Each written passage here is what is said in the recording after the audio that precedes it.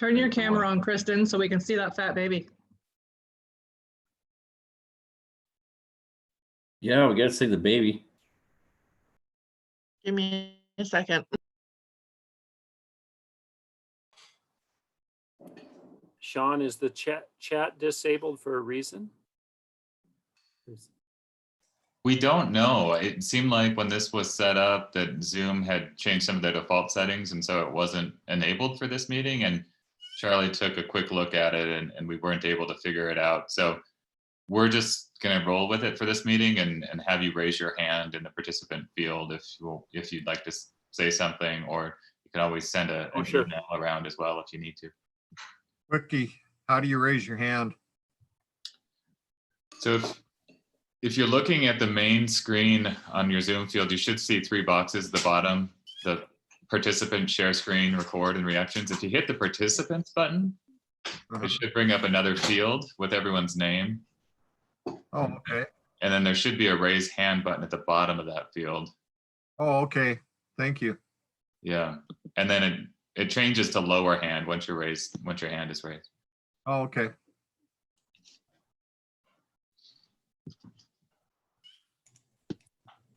Well, I think, Dylan, can you confirm with us? I believe we're all set to go as far as we've got this now streaming for the public to enjoy. And yep, we are live on YouTube, and Missy is putting the video, embedding it on our website as we speak. And okay. But this is being recorded, and for introduction purposes, I'm sure we could just get going. Is the link up? There we go. Link's up now. So we're on the website. All right. All right. Thanks, Dylan and Charlie. Good afternoon, council members and members of the public. My name is Shawn Johnson with the University of Montana's Center for Natural Resources and Environmental Policy. And together with my colleague, Heather Stokes, we're facilitating the Governor's Grizzly Bear Advisory Council. Welcome to today's 3-hour Zoom meeting that's focused on landowner compensation programs. I just wanted to start quickly with a couple of the features of Zoom and the Governor's Grizzly Bear Advisory Council website so that everyone's familiar with those. Do a quick review of where we are in our conversations in the process, so taking a look at our council timeline and progress, and then turn to the focus of today's conversation. So this is the 3rd or 4th meeting the Grizzly Bear Advisory Council members have done via Zoom, and we really thank them for being adaptive in this time and really being present in this space. It's been really remarkable how much we've been able to accomplish. At the same time, we're inviting ourselves into their rooms and into their lives. So thank you for sharing yourselves. And certainly we understand if there's a distraction that you need to attend to, whether that's a kid, a spouse, a pet, a ringing phone, or anything like that. So thanks for bearing with us through all of this. Just to go over the features again, we will be using the raise your hand function at times throughout today's meeting. So if you haven't found that yet, if you click on the participant button at the bottom, that should raise a field on the right-hand side of your screen and give you the option to both raise and lower your hand. So if you click your hand, I'll be sure to call on you, and Heather will help me monitor that as well. The other thing to keep in mind with Zoom is that sometimes we have some bandwidth issues. And so if you're starting to feel a little bit halting in your speech or with your video, you can go ahead and mute your video. It's also a good practice just to keep yourself on audio mute when you're not talking to eliminate background noise and make sure we can hear the person that's speaking. For members of the public that are watching us online on the YouTube channel, welcome. We're glad to have you here. You should see on the website the agenda for today, an engage and comment button on there where you can submit your comments to the Grizzly Bear Council. That's always open to you. During the course of today's meeting, we'll be monitoring those comments in real time and looking for any questions you might have and try to bring those forward if we have some time. You'll also find some past documents from previous meetings and some documents related to today's meeting as well around livestock loss board and landowner compensation programs. So thanks, Dylan. Dylan Tavish with Fish, Wildlife and Parks has really been helping us monitor those comments as they come in, and we'll look to him for making that link throughout today's comment or today's meeting. Just briefly want to share the slide that we've been looking at from time to time here about our overall council timeline and tasks, and share this with members of the public as well. So starting back in October in Helena was really our chance to gather for the first time and get to know each other and understand the need, the purpose, the roles and the responsibilities of the council as articulated in the governor's executive order that created the council. And then over the series of several months, we went through the 7 main topic areas that are articulated in there. So grizzly bear distribution, connectivity between ecosystems, conflict response and transplant protocols, resources, and then we added a couple around recreation and tourism. The role of hunting is one of the explicit issues there. So you can see here that I did some quick editing before today's meeting to put in a bright red line when we entered the COVID pandemic and in this new era of transitioning everything online. The council's done a great job modifying our schedule. So we plan to be in Browning and Choteau in March and then in Red Lodge here in a couple of weeks. And we've transitioned for the time being online. During that time, we've been able to continue to integrate discussions across all these different issue areas and start to begin to prioritize some of the key issues and concerns that the council has seen. At the same time, over the last 3 weeks, so April 9th, 17th, and 24th, we've spent time looking at some of the specific issues where the council needed some additional information and guidance from experts and people with experience in the field before continuing on with some of their deliberations. And those topics were around the role of hunting, social tolerance, and then today's conversation on loss prevention and compensation programs. Moving forward, the council has broken into a series of different working groups and a writing team to help them think through some of the ideas that they've had, to help them integrate a lot of the comments that they're hearing from the public and others who have an interest in these issues, and really starting to articulate some preliminary recommendations and ideas that will end up forming the basis of the report that they submit to the governor in August of this year, so later this year. Still got some milestones here to meet along the way. We're hoping to have some really well-developed initial recommendations here as early as next month and a penultimate draft by July so that we'll have some time to work through that. So just wanted to make sure that everyone had a sense of where today's conversation fits within the broader scope of work that the council has been doing over the last few months. So did want to just say that the focus of today's conversation wasn't explicitly part of the governor's original executive order, but there's been broad recognition from council members from the beginning of this conversation that the role of private lands are critical to the future of grizzly bear conservation and management in the state. And so this idea that we have to figure out how to engage creatively on that topic of private land engagement, private landowner engagement, and how that fits within the broader scheme of management and conservation in the state was very important. Talked about both prevention and compensation programs in that arena. And so we're really glad to be able to have this conversation in a focused way today, and especially glad to have George Edwards, Seth Wilson, and Craig Glazier help inform and guide that conversation. Before we get to the content, I do want to start just by giving each of the council members a chance to share their greetings with each other and with you, the members of the public, and then we'll turn it over to our panelists for today. For those of you who have been following along, you know that Annie has been on the spot a lot because we typically go in alphabetical order by first name. So today we're going to flip the script and start by alphabetical order and by first name in reverse order. So Trina, that puts you in the #1 position today. So Trina, you want to say hi?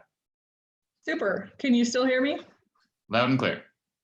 Okay, so I am Trina Jo Bradley. My family and I have a ranch on the southern end of the Blackfeet Reservation. The bears are out and roaming around. We had one by the house last night that our little dogs were barking at. I'm just really excited for this conversation today. And if I look distracted, it's because we're branding tomorrow. So my daughter and I are cooking up a storm in the kitchen right now. Nice, thanks, Trina. Robin.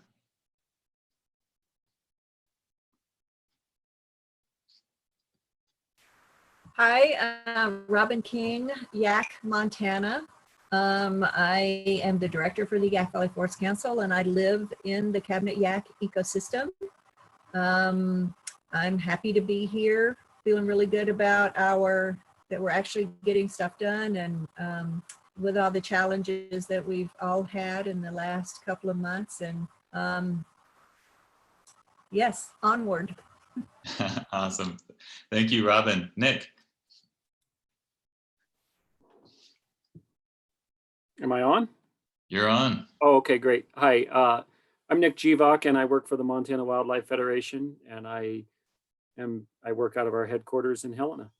Thanks. Thank you, Nick. Michelle. Hi, I'm Michelle Dietrich. I live in Hamilton, and I'm excited to be here and have this conversation. Thank you, Michelle. Lawrence. Yeah, I'm Lorents Grosfield from Big Timber. I have a cattle ranch in Sweetgrass County. Thank you, Lawrence. Kristen. Hi, I'm Kristen Kipp. I'm from northwestern Montana. I live north of Browning on the Blackfeet Reservation. I'm glad to be here. Thank you, Kristen. Cam. Yeah, hi, Cameron Kelsey. We own and operate the 9 Quarter Circle Guest Ranch in Southwest Montana. Guest Ranch and outfitting operation, and happy to be here. Excited for the conversation. Okay. Thank you, Cam. Jonathan. Hi, I'm Jonathan Bowler in Swan Valley, Montana. I'm in the Northern Continental Divide ecosystem, and it's good to see all your faces, and thanks for everyone who's following along via the live stream. Thanks, Jonathan. Heath. Hello, I'm Heath Martinell. I'm from Southwest Montana. I live at Dell, and my family has a cow-calf operation here, and I'm looking forward to today's conversation too. Thanks. Great, thank you. Greg. I'm Greg Schock. I'm from St. Ignatius up in the heart of the Flathead Indian Reservation, farmer rancher, and the Grizzlies bears are out and moving around up here too. So don't feel like you're alone. Glad to be here. Thank you, Greg. Erin Edge is going to be joining us a little bit later. She had a family issue to attend to just now, but she'll be joining us shortly. She's out of Missoula and with Defenders of Wildlife. Darren. Good afternoon, everybody. Welcome from Havre, Montana. I am the department head for Montana State University's College of Agriculture, and appreciate everybody hanging with us on the cyber meetings. Thank you, Darren. Cole. Hi, everybody. Cole Mannix. I live in Helena, and I'm from the Big Blackfoot Valley, western Montana. Thanks, Cole. Chuck. Hello, everyone. Can you hear me? Yes, sir. I'm Chuck Roady, and I manage Stoltz Land and Lumber up in Columbia Falls, Whitefish area. And we too have a number of bears. We have 2 different sets of sows with 2 cubs each, both east and west of our plant site. And one of them circles around our resource manager's pigs and chickens about every night. So we got bears, and the foresters are at full alert working in the woods. Thanks. Thanks, Chuck. Chad. Good afternoon, Chad Bauer, Municipal and Government Affairs Manager for Republic Services out of Missoula. And I will echo Chuck's sentiments. The bears are already getting in the garbage this year. Thanks, Chad. Caroline. Caroline Byrd. I'm the former director of the Greater Yellowstone Coalition here in Bozeman, Montana. Thank you, Caroline. Brett. Thank you, Brett Barney of Sunlight Ranch Company. I'm the wildlife manager, and we have properties in Wyoming and Montana. And I guess we're lucky we've not had any bear issues. Thank you, Brett. And Annie. Good afternoon. My name is Annie Shusky. I live in East Glacier, Montana on the Blackfeet Nation. I work part-time in the schools as an educator in Browning and part-time summers and fall as a naturalist guide. Thank y'all. Awesome. Thank you, Annie. Just want to make sure I didn't miss anyone. My list. Good. I do also want to thank the members of the support team that have been helping inform and advance the conversations along the way. So got a number of folks from Fish, Wildlife, and Parks, including Gary Bertolotti, Cecily Costello, Vivica Krauser, Rich Harris, Ken McDonald, Bill Shank, Charlie Sperry, Dylan Tabish, Sarah Silty.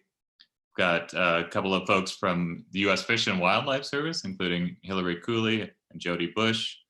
Got Chris Savage and Scott Jackson from the Forest Service, Dale Becker and Stacy Corville from the CSKT, Lauren Monroe from the Blackfoot Tribe, Mark Haraldson from USGS. And there've been a lot of other folks along the way. Craig Glazier from USDA Wildlife Services has been a critical member of that team too, who's also a speaker for today. So with that, I do want to turn to the core focus of today, which is on compensation and incentive programs for landowners. And as I mentioned at the beginning of this was really of critical importance to council members as they started to reflect on a lot of the conversations we were having about where bears are now in Montana that maybe they haven't been as much in the past, and especially the transition from primarily being on private lands to really now finding them their place out on private or public lands to now finding themselves out on private lands quite a bit, especially as they're looking at expanding their traditional territory. And with that, just the need to really think critically about the role of private landowners and both compensation and prevention programs in helping private landowners be stewards of their lands and their lifestyles, but also find a way to effectively live and work in grizzly territory. So with that, we've got 3 speakers today who are going to help guide us through that conversation and really share the story of how Montana has looked at this issue in the past and some of the innovative ways that we've created some programs and incentives to help landowners, but also where there's some opportunity to think about what's working and what's not with those programs, look at some of the issues that other states and locales are doing to help address similar issues, and really just engage with each other around what the council might do to help assist landowners. So I'm gonna ask George Edwards with the Livestock Loss Board to kick things off. He's the executive director of that, and he's gonna share a little bit about the history and evolution of that board and its role and purpose and function and current issues. And then I'm gonna turn it over to Seth Wilson with the Blackfoot Challenge.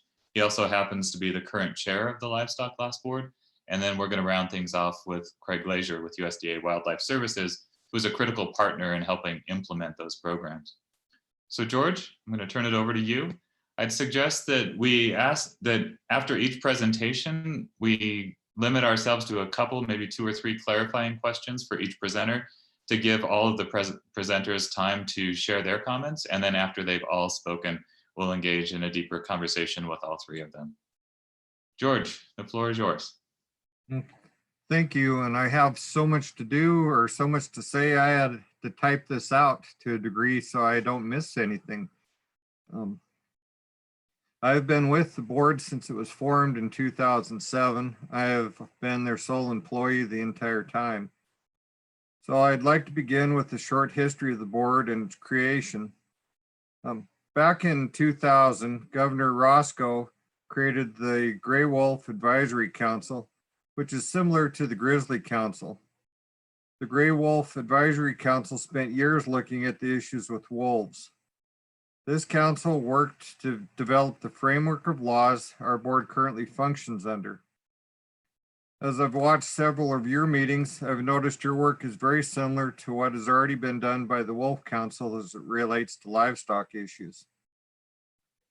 Initially, our board was tasked with both compensation and loss prevention, but we were not funded to do so. Defenders of Wildlife had been providing compensation up until April 15th, 2008. That's when we took over. And Defenders provided some seed money for our first 2 years of operation to pay death loss claims. Late in 2009, we actually ran out of money and began issuing IOUs, basically letting the ranchers know that we would pay them once funding was available. Claims were paid in the order that they were received. In 2008, Senator Tester and Wyoming Senator Barrasso introduced federal legislation that was originally intended for Wyoming, Idaho, and Montana, and it was $1 million fund. I actually went to DC and testified on the bill. That bill did pass, but there wasn't an appropriation for it. So even though it started in 2008 as a 5-year demonstration project, funding wasn't available until 2010. And the first round of funding, they allowed us to use strictly for compensation, and that got us whole and back on track to pay claims. And we have always had enough money to pay claims ever since that point. Because we were always struggling and right on the edge of this, Montana wool growers sought legislation at the state level to help pay claims, and they were able to get us a statutory appropriation of $200,000 per year. And by statutory, that means it goes for a period of years. In our case, it's a 6-year cycle. So we don't have to try to beg for money every year, and we know we have a dedicated funding source to continue on. At this time, I'd also like to clarify a few things because there's always seems to be a little confusion. Our board is actually a state agency that's administratively attached to the Department of Livestock. The board exercises its quasi-judicial, quasi-legislative, and policy-making functions separately, or I should say independently of the department, and without approval or control of the department. All our funding for our operations for the state compensation comes from state general fund tax dollars. I've heard this as a point of confusion, and it's came up even recently that people thought the per capita fees that are paid on livestock help fund our compensation program. They do not. We don't receive any of that money. Those fees, per capita fees, do support livestock issues such as predator control, and a very small portion of that money is handed over to USDA Wildlife Services for their work, and Craig can expound on that if needed.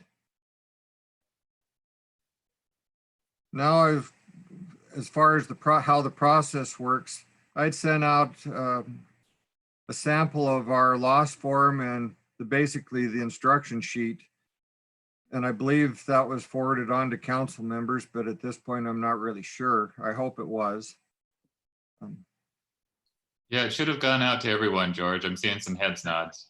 Okay. When rancher suspects they have a loss due to wolves, grizzlies, or mountain lions, the first thing they need to do is contact USDA Wildlife Services. When our program first began over a decade ago, there were some mixed messages being sent out, and ranchers were kind of in a quandary, and they were calling FWP first, and then FWP then would relay the message to Wildlife Services. At times this caused delays, and the evidence of the kill was sometimes lost, which then in turn Wildlife Services wasn't able to make that confirmation. And that there's a clause in our state law, and it's 215.3112. And I'm going to read it directly because this is kind of a critical point. The board may not accept any appeal on the question of whether a loss was or was not confirmed or probable loss, because that final determination lies solely with the U.S. Department of Agriculture, Wildlife Services, and may not be changed by the board. So we had one case, this is probably about a decade ago, up near Kalispell, where the rancher disputed the claim and wanted our board to overrule Wildlife Services. We don't have that ability. They have the final say. And I'll have to say that has served our board extremely well. I think it adds to the credibility of our compensation program. And I've seen in other states where they have quite a few different people that make those verifications. But the key to this is that the staff, like under Craig Glazier, are trained in the forensics. And so we have, great confidence in them. And when they make a determination, I personally believe whatever they say is accurate. Once Wildlife Services determines that the livestock death is a confirmed or probable loss, they send a copy of their investigation and our loss claim to the livestock owner. We aren't informed when a loss occurs. That's up to the ranchers to decide if they want to submit a claim. I designed the claim form that you guys have in hand back in 2007, and it stayed the same until October 1st of 2019. This is when a new law, Senate Bill 133, took effect. This law requires the livestock owners paid their per capita fees unless they're a tribal member. And tribal members are exempt from having to pay per capita. And, just to reiterate, we don't receive the per capita fee money for compensation, but I do have to check to see if it's paid prior to proceeding with the claim. If it's not paid, I'm not allowed to pay the claim. The rancher completes the loss claim form and sends it to us along with a copy of the Wildlife Services investigation report. I check for mortgages on the animal and then use a USDA market report out of Billings to determine cattle values for sheep, cattle, and goats. The key thing on the mortgages is this is the same way or same thing that would occur if someone was to haul a live animal to, say, one of the livestock auction markets in the state. Values for registered stock and horses are handled differently, and I'll go into that if the council members want more information. It's a more detailed process in order to determine values. And I'm the one that, well, as their sole employee, that goes out and processes this information. And I send a copy of how I came up with those values back to the rancher with a letter telling them what their payment will be. We use Department of Livestock's accounting staff as an attached agency. We're not big enough to have all the accounting, IT staff, personnel, that sort of thing.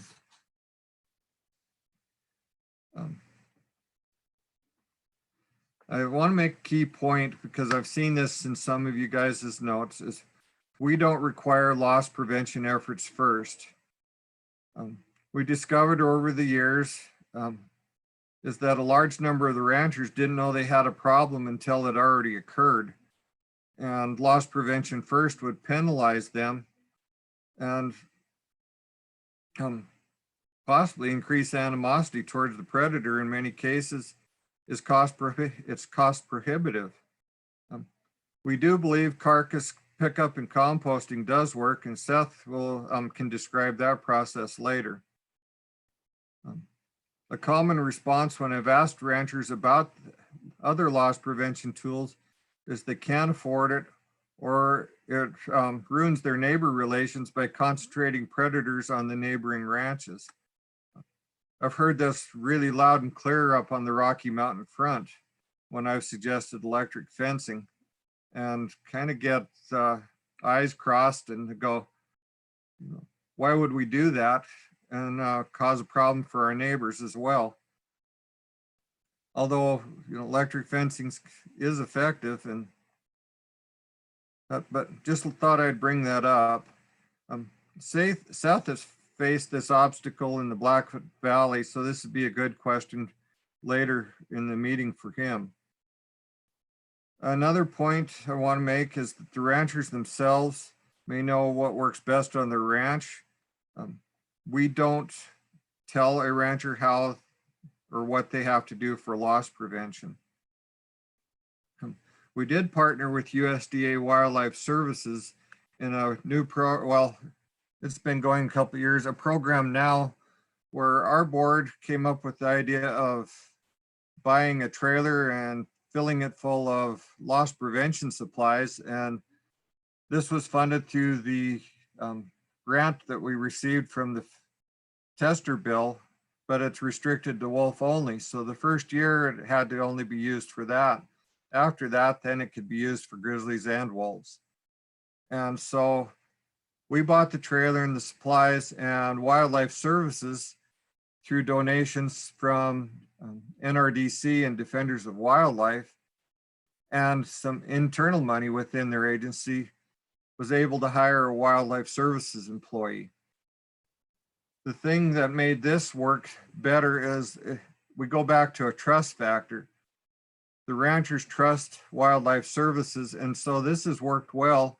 And I'm not going to talk a lot about that because Craig's been involved in actually doing some of these projects along with the person they have hired, Adam Baca.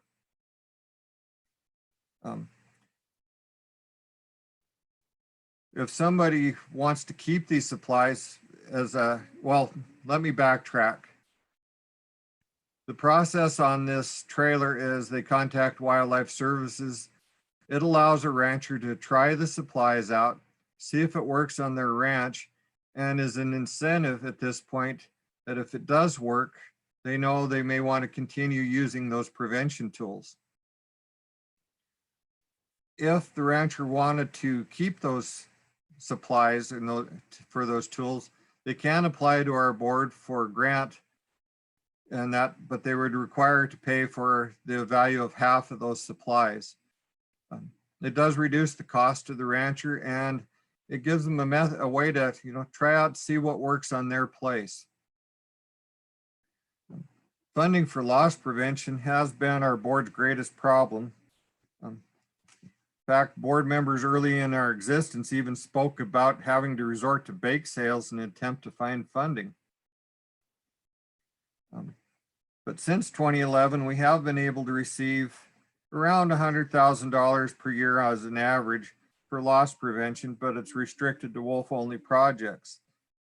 No federal money has been available for grizzly bear loss prevention, and I asked the U.S. Fish and Wildlife Services grant folks in Colorado if any funding would be available for grizzly projects, and I was told no. In terms of grizzly bear loss prevention, again, want to thank Defenders of Wildlife. Back when grizzly bears were added to our program in 2013, they provided a $25,000 donation for loss prevention projects, and all of this money was used for on-the-ground projects. We didn't retain any of it. Every bit of it went back out to ranchers and organizations for loss prevention. There was a law change in the legislature in 2015 that allowed us to use excess money in our compensation fund, excess of $300,000 is a cap that could be used for grizzly bear loss prevention, well, or wolf, but the board is elected to use it all for grizzlies. And we did have money built up over the years because we had a string of low predation years, and we were able to build that fund up. There's a clause in the law that allowed us to provide up to half of that money to Wildlife Services. And Wildlife Services hadn't been funded for the grizzly work or even the wolf work that they'd been doing because they do all of our investigations. So our board felt it was only fair to provide them some money. I believe it was a little over $80,000 was sent to Wildlife Services, and an additional little over $80,000 was used for grizzly bear loss prevention grants. Since that time, the amount of predation has increased drastically, and we've been exceeding our $200,000 a year appropriation. And so we did not have any rollover money. However, in this past session, the compensation fund was raised to $300,000 per year, and that should let everybody know that we had paid out $261,000 in calendar year 2019 for direct payments for livestock losses. But this year, it looks like we will have some rollover money, which means we will have some funding this year for grizzly bear loss prevention grants. We also have a specialty license plate that's been available since around 2012. And board members have continued to allow that fund to build up until a sufficient balance would be available for some meaningful projects. Over the years, enough plates have been sold to the point now where we receive between $12,000 and $16,000 per year from the sales of license plates. With the funding problem, I'd like to let you all know that we do have the ability to accept money from any source similar to a nonprofit organization. We're kind of unique in that respect. That's where, and we are the only state agency that has the ability to sell license plates and pull in money that way. When the initial laws were created from the Wolf Advisory Council, there was a trust fund set up, and it allows us to have up to $5 million in that trust fund. However, well, the idea at that time with all the groups, and it was a very similar makeup to the group you have with the Grizzly Council, was that these different organizations would help put money into the trust fund, and the interest money off of that trust fund would help pay our operations and for compensation loss prevention grants. However, not a single dollar was ever placed into that trust fund. So it's empty. And this is where you guys may be able to help. If the trust fund was funded, the interest from the trust fund would give us a long-term solution to fund loss prevention and maybe a multiplier. Our current funding that we have, our $300,000 appropriation, is restricted to confirmed and probable death loss. So we can't use any of those funds for a multiplier or for loss prevention, other than in the case of we have excess that rolls over. Now I'm going to go into the legislative portion of my talk, and I'm getting close to done. Our board was initially called the Livestock Loss Reduction and Mitigation Board, and this was confusing and seemed like nobody could remember the correct name. So legislation was put in place that changes our name to the Livestock Loss Board. For today's purposes, I will cover information as it relates to this council. Montana wool growers attempted legislation in 2 different sessions to fund loss prevention. The first time the legislation passed the House and Senate, but it was vetoed by the governor. A second attempt was made in a following session, and that bill was tabled when it reached a budget committee. It was tabled on a tie vote. Funding bills almost always face an uphill battle in the legislature. This year, as in past years, our board will be seeking legislation for a $100,000 statutory appropriation for loss prevention. So our board's going to try doing what wool growers had attempted. Legislation proposed by a state agency such as ours has to be approved by the governor's office prior to the bill being sent to the legislature. In prior years, a bill of this type by our board was not approved. Now for a little history, grizzly bears were added to our board in 2013 and mountain lions were added in 2017. During this time, we had the $200,000 statutory appropriation, but over the years, as I've already stated, we exceeded this appropriation and used saved up money from prior years in order to stay current on claims. During the 2019 session, that was increased to $300,000. We have seen every year for the past few years a very large increase in claims, so the board may have to ask for additional increase in funding in the future, but currently we're okay. We have enough money to stay current and all claims are paid. Well, and now I'm going to go to the question that's came up a few times in the council. Our board could pay a multiplier under current law because the law says as determined by the board in a whole bunch of different sections. The current laws really aren't clear on that. And so our board is going to seek a clarifying statute that just clearly says the board may pay a multiplier, but at this time, we don't want to set any ratios. Wyoming's methods may not work for Montana as there's too many variables.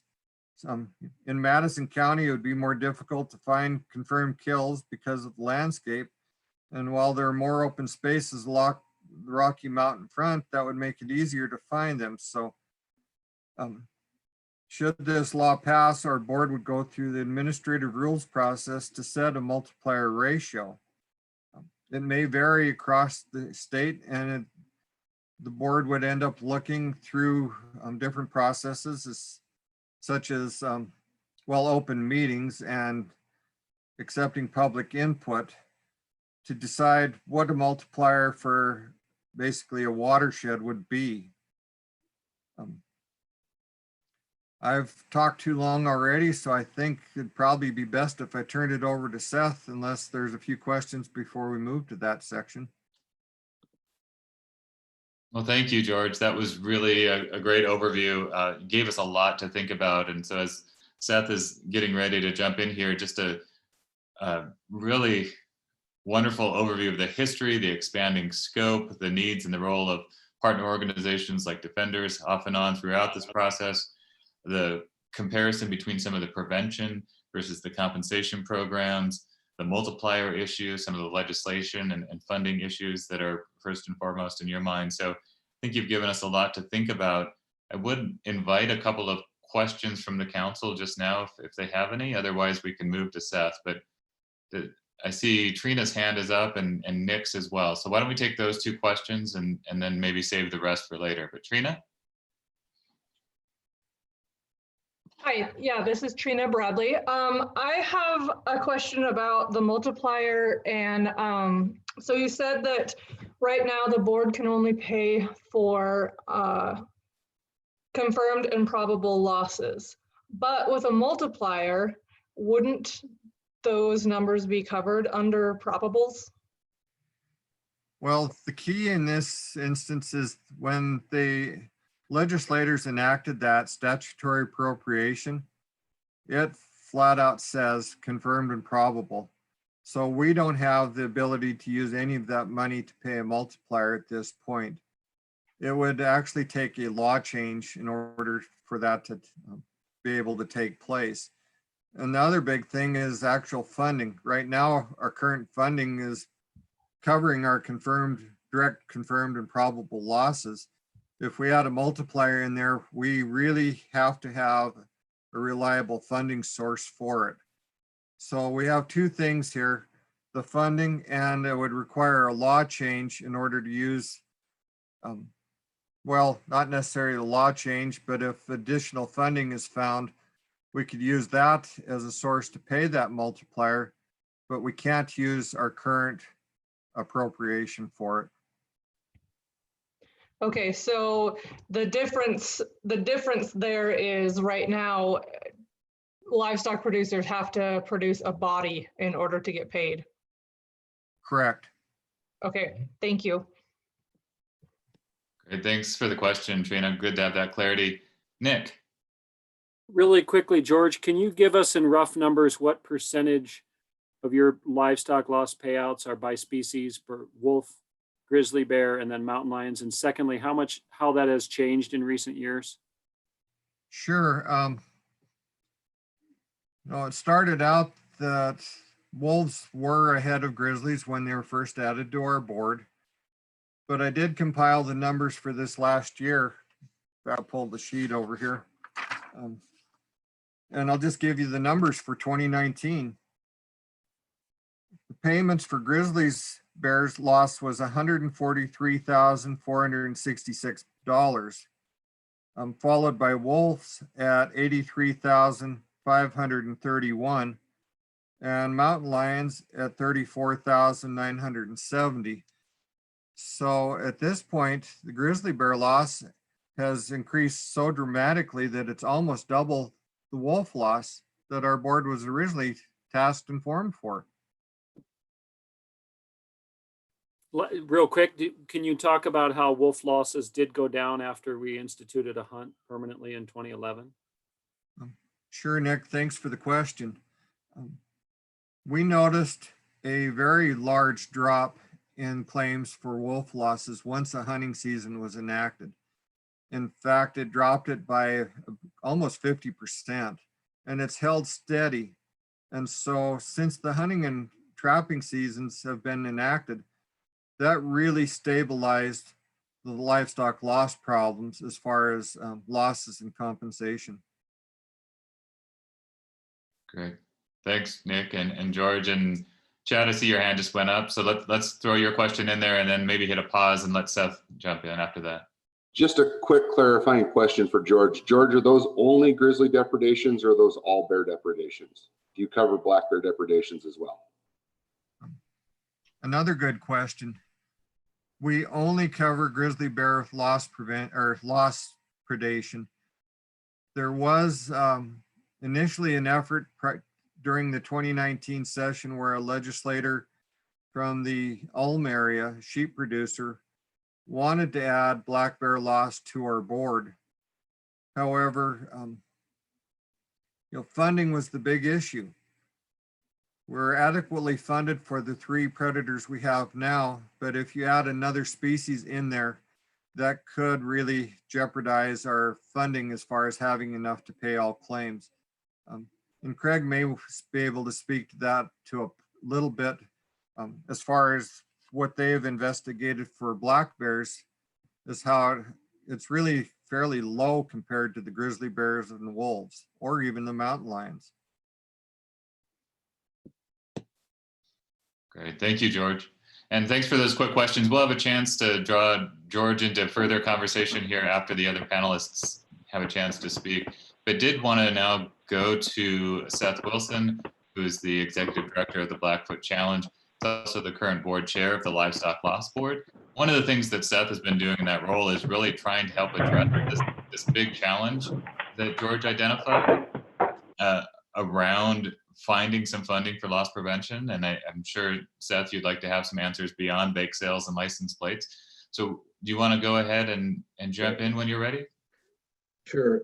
Thank you, Shawn. And again, yeah, Seth Wilson, currently the Executive Director of the Blackfoot Challenge and Chair of the Livestock Loss Board. I wanted to thank all the council members for all your work. It's been really wonderful to see all the efforts from across the spectrum and to see this council being formed and all of the good momentum that you're building with your discussions over this last year. So thank you for doing that great work. I wanted to be very brief actually today and just be a listener and hopefully answer a few questions.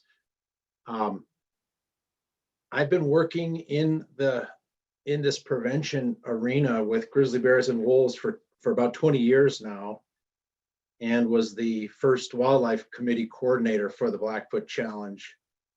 And I think the main message I would like to just tell everyone today is that it takes partnerships and it takes funding to do all this work. And when we talk about compensation for confirmed or probable claims, or we talk about a multiplier or a compensation ratio, and we talk about prevention, I just, at the risk of stating the obvious, it takes funding, and it takes funding. And we've worked really hard over all the years, and many of you who are on this call, this Zoom meeting today, have been fantastic partners in that long-term quest for funding over the years.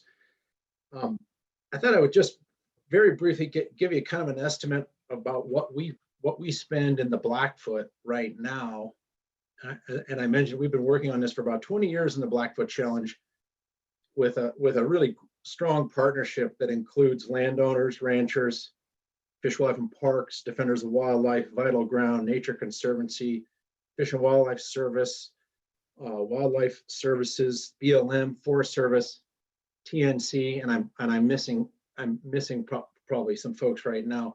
Just suffice it to say that that long-term partnership has been really critical for our work. We have a robust set of programs and projects that we work on every year. We've got an electric fencing program. We do extensive sanitation at both home sites and at transfer sites and at our small municipal communities. We've got a livestock carcass removal program. We have a human safety program, and we employ range riders. And we do a lot of outreach and education. On an average year, we're spending, I would say, roughly $75,000.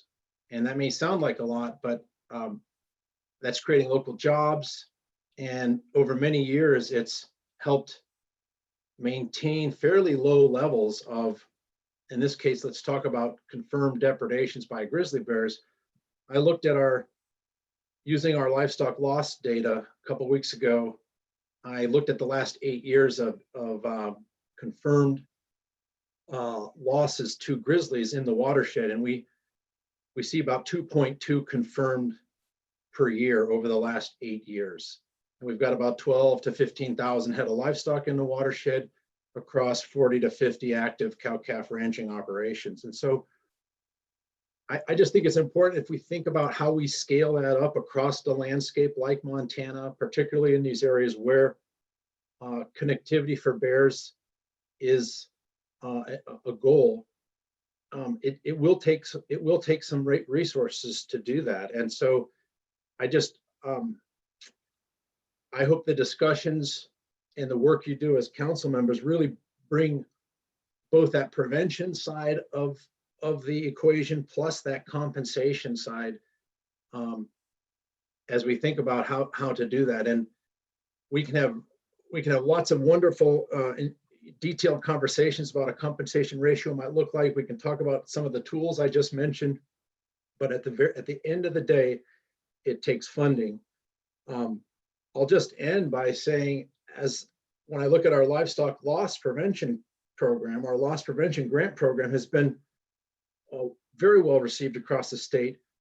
As George mentioned earlier, currently we have about $100,000 a year to work with, and we could easily double that given the current demand right now and our limited supply. So there's the trust fund option that George mentioned that could provide a really robust funding mechanism to really scale up some of this work across our state, so that we can sort of maintain that prevention, maintain those livelihoods of folks, and protect human safety at that scale that bears use the landscape. So I'll just end there, and I'm happy to try to answer some questions. And I'm really, again, great to see all the good council work here, and it's a pleasure to be on the call today. So thanks. Great, thank you so much, Seth. I think that was really well said in terms of what it takes to actually be out on the ground and help be that liaison between a program like the Livestock Loss Board and landowners themselves, and especially in the case when maybe landowners are less able to play that directly or just serve that additional capacity role. And listing the number of partners involved, certainly in the Blackfoot, demonstrates just how important all those voices are. I see Erin's hand is up here, and like before, let's just take a couple of clarifying questions now, and then we'll move on to Craig and then open it up for broader conversation. Erin. Hi, Seth. I just had a couple quick questions. One, I'd be interested to hear a little bit more about your human safety program. I think that's something that's come up in conversations within our small group in particular about human safety type programs within the communities. So if you had a little more information about that, if it's formal or if it's kind of informal, or how you guys run that. And then also you talked about doubling the livestock loss. I'm assuming you were meaning the prevention grant program. Correct. And if that's the case, could you do that and that would just cover what you're already getting applicants for? Or could you see a need for more? I'm just curious where you guys at on applicants versus the money you have in hand. Sure. Thanks, Erin. so your first question, we mainly focus our human safety around, the use of bear spray. And we have different times of the year. We focus on the hunting season where we actually can provide free bear spray to hunters in the Blackfoot. And we use a lot of, and we do a lot of extensive sort of human outreach programs through our education program on just understanding bear ecology. We have a longstanding program in the school system where our wildlife coordinator, Eric Graham, goes into schools and we discuss all the different facets of understanding bear behavior and how we can minimize the risk of encounters. So it runs the gamut there. Coming back to our livestock prevention grants, we, and George, chime in on this for me if needed. I would say every year we have, I don't know, George, between $50,000 to $80,000 in additional demand that we can't satisfy in terms of grants, in terms of folks who are applying. Yeah, I will chime in here on this one to help you out. When we were receiving the federal money in the spring, we typically had double the requests for the money that was available. The past few years, that money wasn't released until late fall, and that reduced the applicant pool. But typically, if it's done correctly and the money is available in the spring when these projects really need to get going, we see a need of at least double what we currently have. And I forgot to add in my section, our board is also seeking legislation to try to get $100,000 for loss prevention. I don't know if we'll be successful. That has to go through the process. But our board met last week and we are trying at a board level to get additional funding. Great. Thanks, Seth and George. Great question, Erin. Cole. Thanks, Seth. My question, just a clarifying question, that the $70,000 that the Blackfoot Challenge roughly spends from partnership dollars is, for the most part, new money compared to what Livestock Loss Board is spending.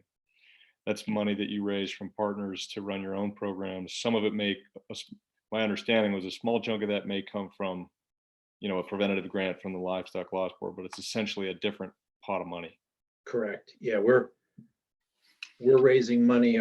I mentioned some of those partners earlier, but we're constantly trying to find those public and private dollars. A large chunk of that, $75,000 a year cost is our coordination fee. And then exactly right. If we can get a $15,000 or a $20,000 grant from the Livestock Loss Board, that can help us with a specific project like range riders. But those are new dollars, and it's that long-term investment. I would just add, it's sort of interesting for folks, if you think down the road too, we've put in a very extensive electric fencing infrastructure. And some of our fences are 10 years old, 15 years old, and they need maintenance. Some of them actually need to get replaced. And so it's not very glamorous sort of work to go do, or to go to a foundation or to a state agency and say, hey, we need to fix 20,000 linear feet of fence, but that's what it takes. And so it's this, there's building it, there's maintaining, and there's monitoring, and all that over time takes dollars. So thanks, Cole. When you think about multiplying that, coordination cost over the number of watersheds, valleys there are in that connectivity area, that's really independent of what additional capacity the Livestock Loss Board may be able to utilize. True. The good news is there are many fantastic groups out there working on various aspects of stewardship and helping maintaining, the agricultural landscape. And so finding that fit with that existing capacity is one way to think about how to have that coordination function dial in and focus on the bear piece. So we could talk more on that, but there's some great capacity out there. It needs nurturing and feeding like any of these groups do. Thanks. Sure. Yeah, thanks, guys. Trina, your hand is up. I didn't know if that was from before, if you have a question for Seth. I do. I would like Seth to talk briefly about, so George kind of touched on those decisions that the Livestock Loss Board has to sit down and talk about because there's not a set way of, like looking at the market value of a cow and that's how much you're paying for it, like a horse, for instance, or whatever. So Seth, if you could walk us kind of through that process that you and the board go through in deciding what I claim a $10,000 horse to be is really a $10,000 horse, or if it's a $500 nag. Yeah, I'm gonna defer to George on that because he's the guy who handles that exact question. So okay. Yeah, George. Thanks, Trina. Sure. In the case of a horse, we use the BLS horse appraiser, Jan Parker at Billings.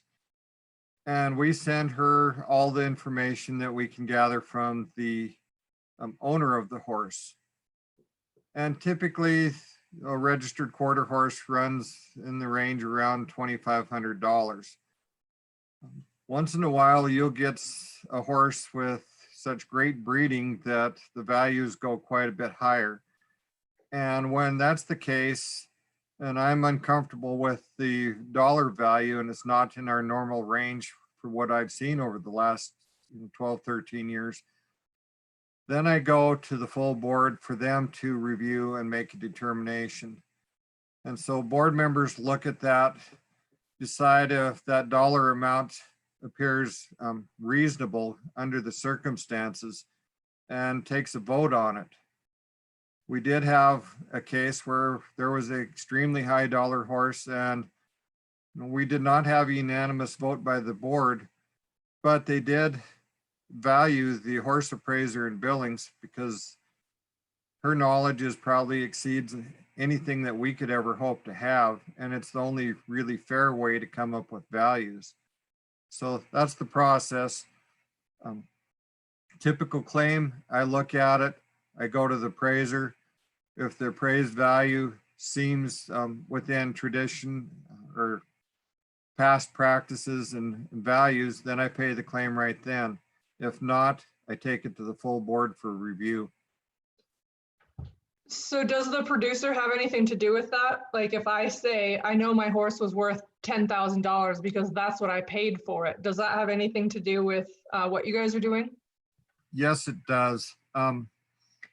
If you paid $10,000 for that horse and you have the receipt for the horse, the board's practice has always been that I pay that value based off of that receipt.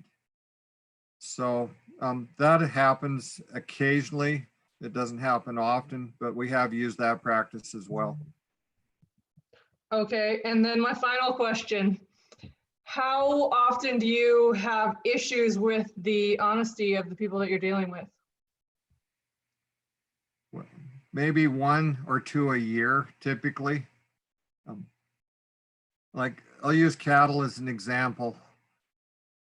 The rancher puts down the winning weight that basically what they sold their calves for within the past year.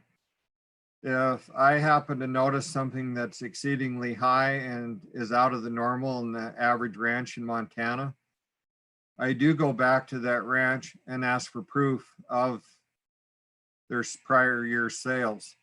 So, it keeps the credibility of our program intact. Thanks, George. Yeah, thanks for that exchange. It's nice to hear some of those specifics.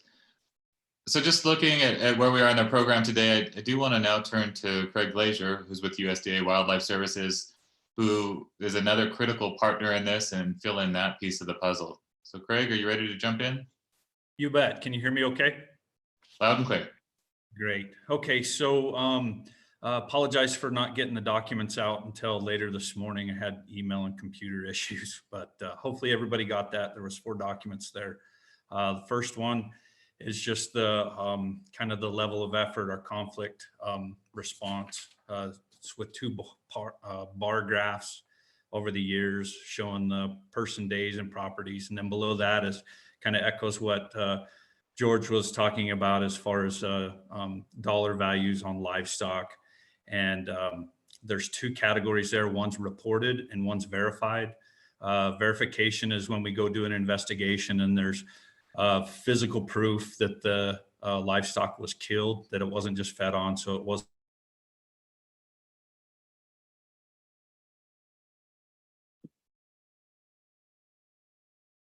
Oh, I lost Craig. Did anybody else lose Craig? yeah, we've all lost. Yeah, Craig. he's frozen on my computer. Let's just wait for a second and see if he comes back online. And if not, we'll maybe ask Rich to say a couple of things about some of the work that he's done that helps support this conversation, and then come back to Craig. So let's just wait maybe 5 seconds here to see if he comes back on. It's making me a little nervous because I know Craig lives just down the street from me, and it makes me think my internet's going to go out any second. Well, find out whether he knows he's. Can anybody? Well. Yeah. I can call him on his cell phone and let him know. Thanks, George. And if he can't get his audio back up, you can call into Zoom. So maybe we give that as an alternative option for him to at least share his message with us. Okay. I'd also like to add, I've been out with Craig on investigations, and I am extremely impressed at the detail and the amount of work they go in making those verifications. It's very impressive. But I'm going to mute now and try to see if I can get him back on. Yeah, I just sent him a text too. Okay, and Trina's on the phone. Makes me wonder if she's trying them too. Yeah, okay. So that in a nutshell is the program. Oh, Rich. So Craig, did you know you were off for a while? What? What? Seriously? Oh, come on. Read your text, man. Yeah, I know I was off. You lost your whole presentation. You got to start all over. I figured that Sorry. smart aleck comment was a recognition that you knew you were Sorry about that, everybody. So that the two graphs there on that first page is just shows what everybody's talked about, the increase in predation. The bottom graph where it's reported and verified. Verified is where we go out and identify the livestock was actually killed, not just fed on, with physical evidence and physical evidence of the species that caused the depredation. The interesting part of that is the reported is from producers that we had provided service with or to that year. We will call in the fall and asked if they had any additional losses. And as you can see, it pretty much tracks losses for the most part throughout the years until the last 4 or 5 years. And I think that is really indicative of Southwest Montana and the Gravelies and like we were talking about, that summer landscape to where people aren't finding their livestock. So anyhow, and then the second one is the investigative reports. It's kind of a busy chart.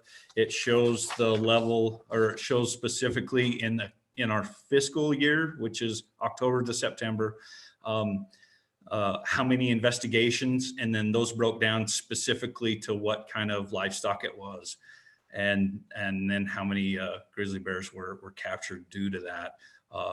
The second column down there actually is unconfirmed kills. So people call, we do the investigation, and with grizzly bears, it's about 60% are confirmed. The other 40% are unconfirmed, and unconfirmed can be, there's just not enough to look at to make a determination. And then the other part of unconfirmed is we know definitively, one, it wasn't killed, or if so, it was killed by a different species. People call and think a grizzly bear killed a cow when actually it was wolves. So that's kind of what is captured in those numbers. And as you can see, and I want to echo kind of or answer Nick's question on how this has changed over time. When peak investigations for wolves, we were doing over 200 investigations a year. Now it's since hunting season, It's been about 100 investigations, so that's been cut in half. Our work's been cut in half there. With grizzly bears, last year, 157 investigations were conducted. It doesn't show it on this graph, but I went back to 2013, which wasn't all that long ago. Wildlife Services only did 25 investigations statewide on grizzly bears. So it's increased almost sixfold now. So there's that part. The third page that I have is just a real bland document of what's been going on this season so far with Wildlife Services and livestock investigations.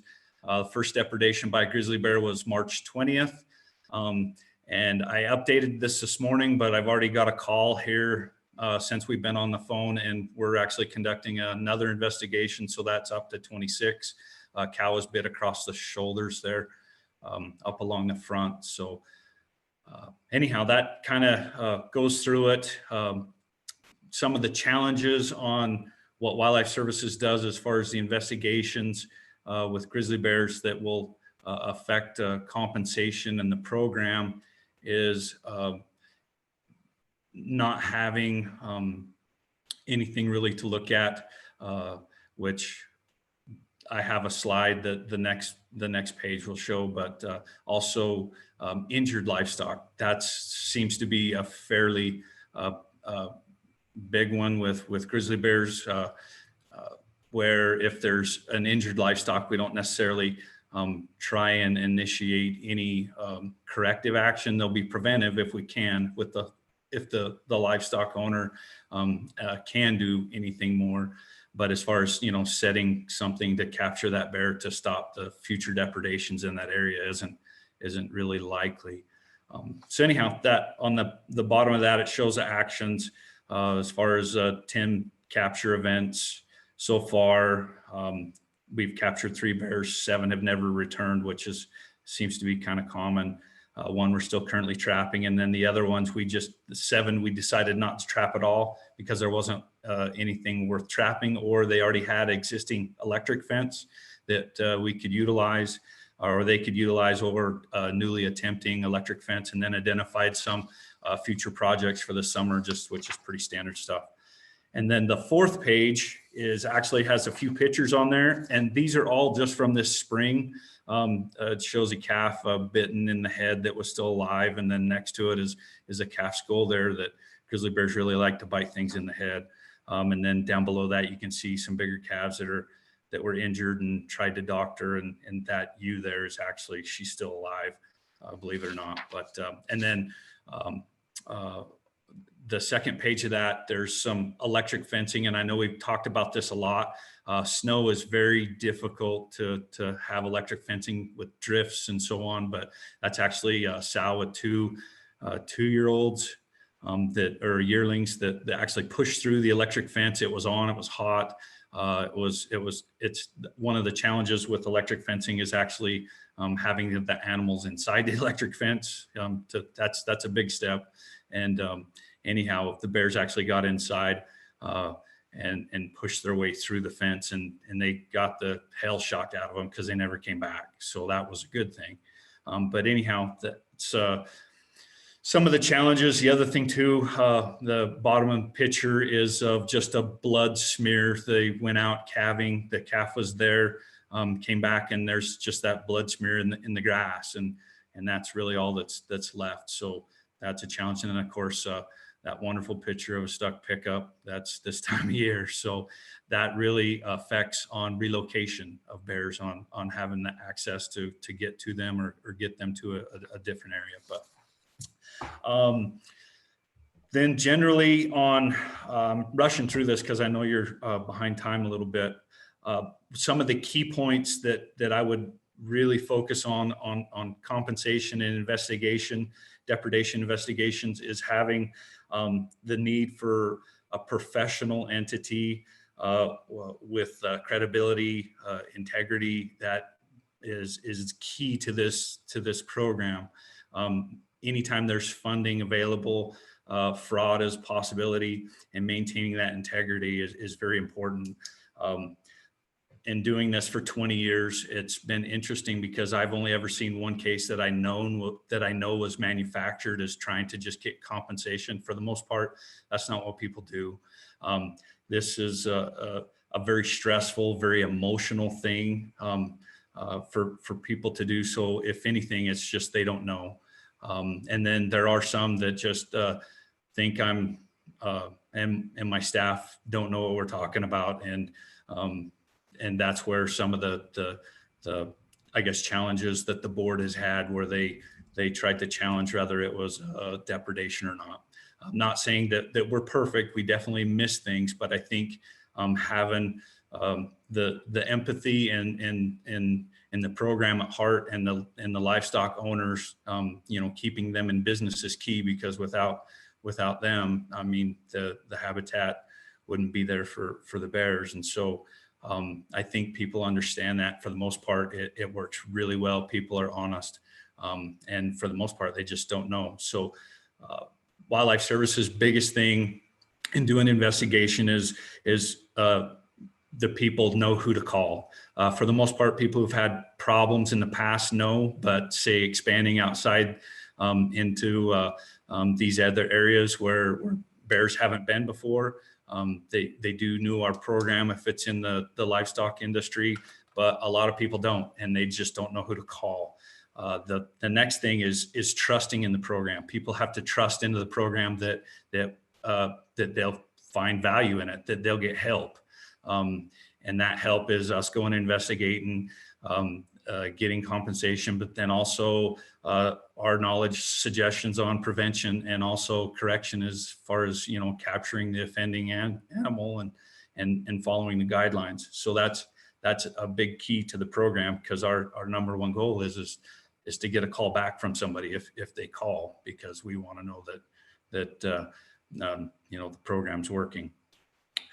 And I think that's about it. Oh, and touch on black bears. Black bear damage isn't near what grizzly bear damage is. That some folks definitely have severe damages to black bears, but for the most part, it's nothing like grizzly bear damages, and black bears are all over. I think that's it. Great, thanks, Craig. I was afraid I went out again. Everybody was really quiet.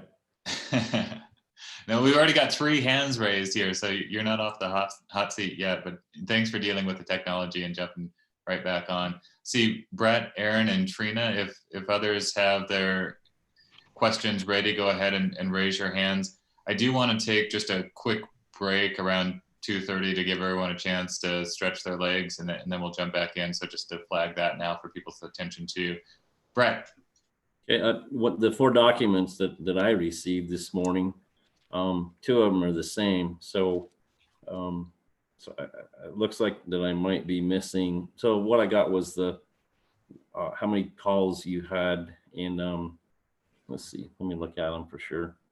Yeah, it looked like maybe the document that was last fiscal, Craig, didn't come through. It was a duplicate of the current year. Okay, I can send that, maybe even right now. Okay, yeah, talking about that sounds interesting. I'd like to hear about that. I just want to say that I really appreciate the work that you guys do. I know from our perspective, we really do appreciate the timeliness that you guys show up and the help that you give us. So thank you for that. You're very welcome. Great. Thanks, Brett, for clarifying that. And sounds like Craig's going to go ahead and send that other document around. Erin. Yeah. Hi, Craig. I was wondering if you could just talk a little bit about the training, whether it be new staff coming in or staff working in these expansion areas, the training that your staff undergoes to identify different types of loss.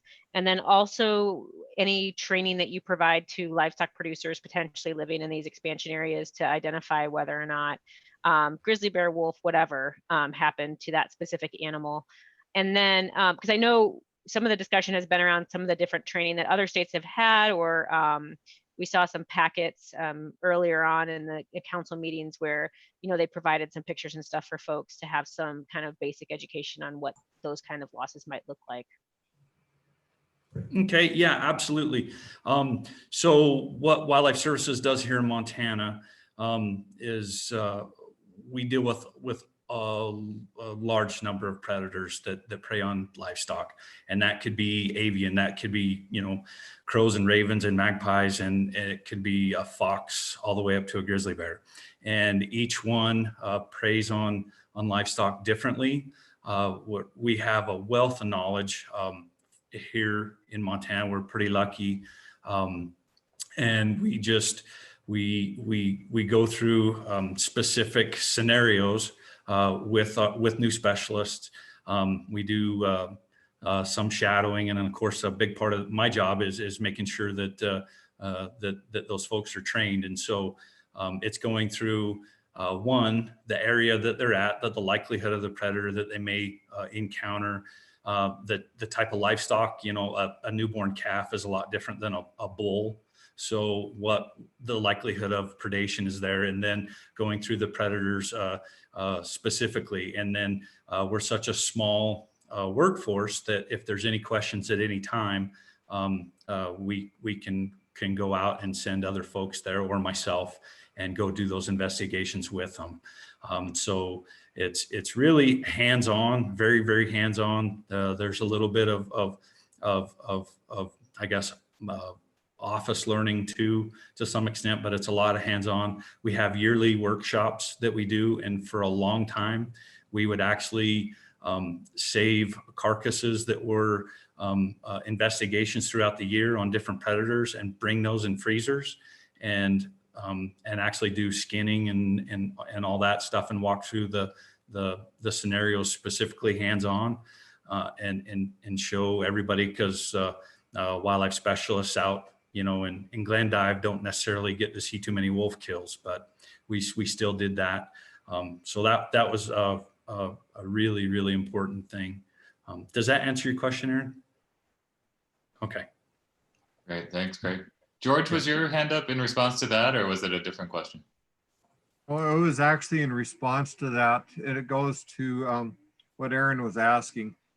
Madison Valley Ranchlands actually prepared a really nice, what they call a toolkit, that has the pictures of the different predators,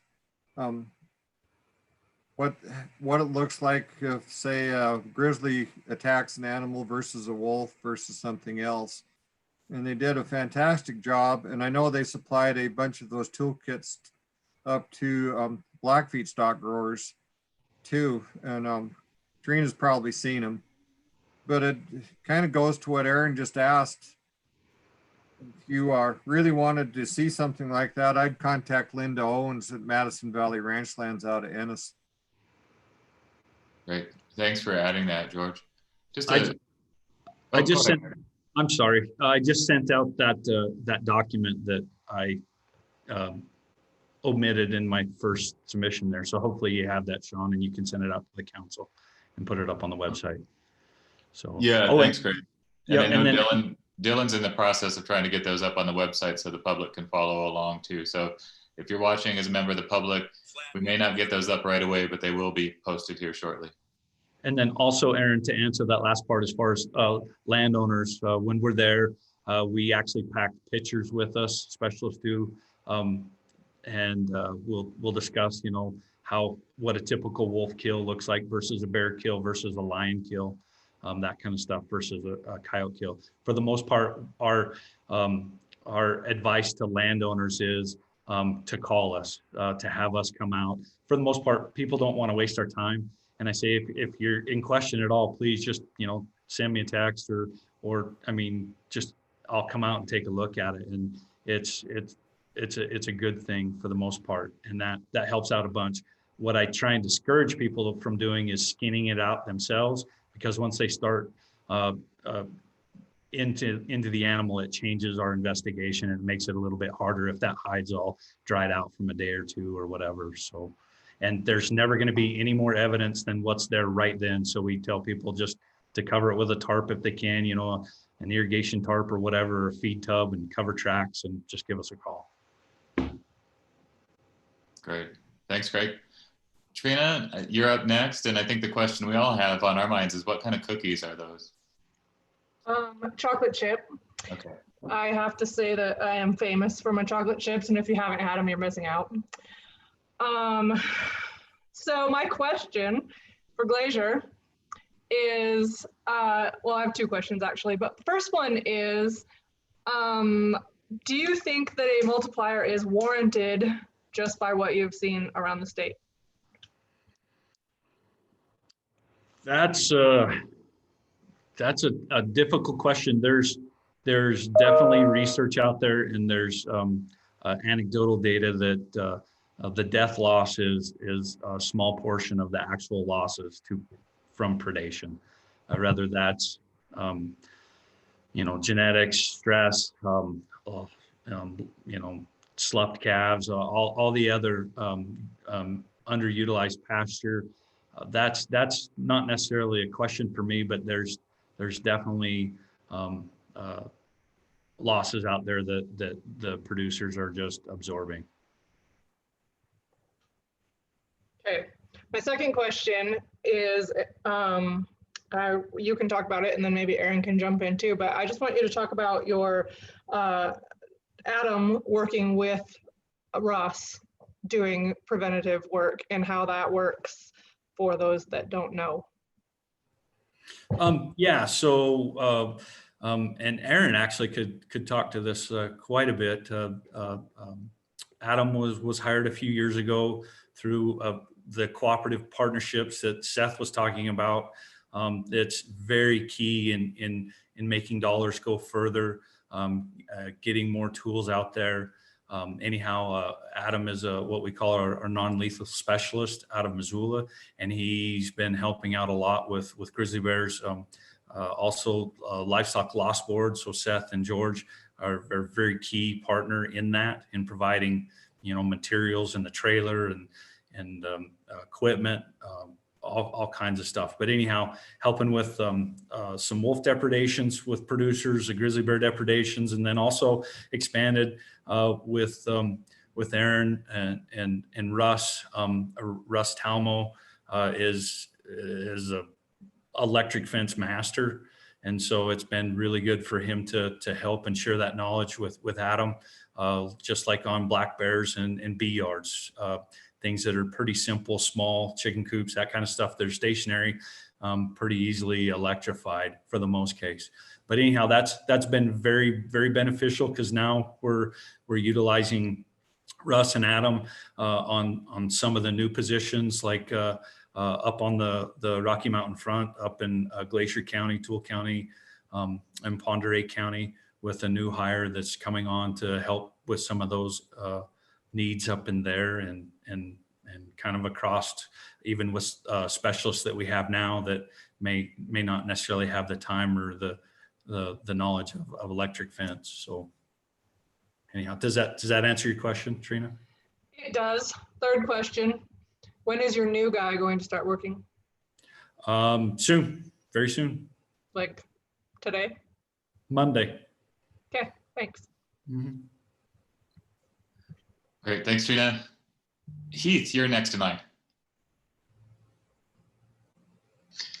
Yeah, Craig, I was just wondering if you could give us an idea about what you think is the biggest challenges that Wildlife Services is facing right now, as far as talking about the increase in grizzly bear workloads and investigations.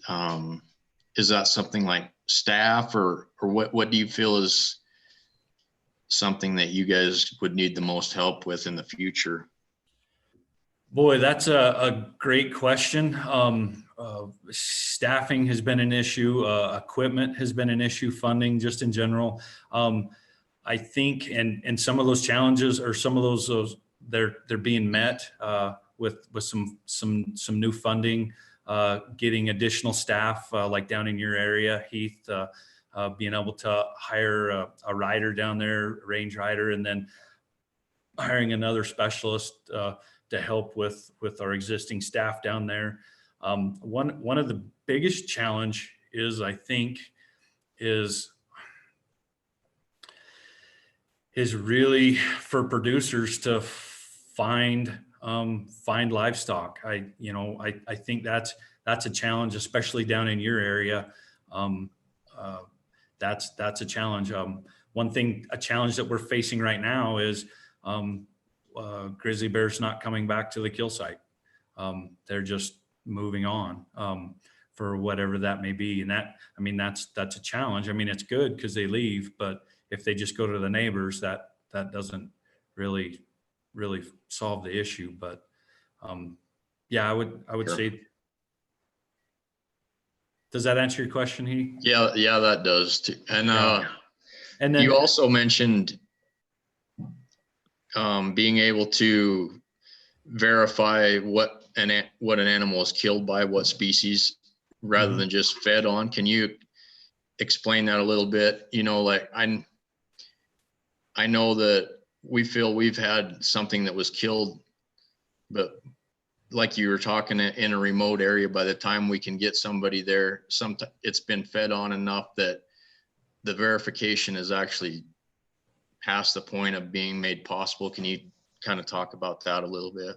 You bet. So when an animal's killed, it's by a grizzly bear, it's extremely violent. And when they bite it, that's how they kill it. They bite it. So there's subcutaneous hemorrhage underneath. There's not only, canine bites through the hide. With grizzly bears, it's usually on the face all the way down the back. They usually don't bite in hamstrings like wolves do. But anyhow, so I'm looking for those canine bites through the hide, also in the muscle. And then when there'll be hemorrhage staining on the hide inside that bright red, it looks like a gunshot wound is what it looks like. But when scavengers and also, the bear that did kill start feeding on it, or multiple bears, pretty soon, all that meat is gone. And then pretty soon that hide is, maybe eaten and gone too. And if there's just a few bones left, or all the evidence where it was actually killed is eaten or gone, that physical evidence is hard. And so that's where we start looking at those other categories of probable and possible. And it's difficult. So we look for that hemorrhage and that physical, in those attack locations to confirm more than anything. One of the challenges for wildlife services, and I think for the bear program in general, and the biologist last week from Alaska said it perfectly. There's, very few bears that really truly.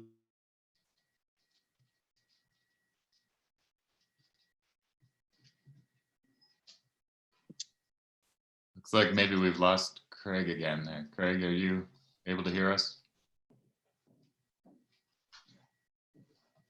Well, I'm going to take advantage of Craig going frozen here and say that it's 2:30. So why don't we take a quick 10-minute stretch break? And I see Darren, Brett, and Michelle have their hands up, and we'll get Craig back online and reconvene at 2:40. So let's take a 9-10 minute break here, and we'll get Craig back.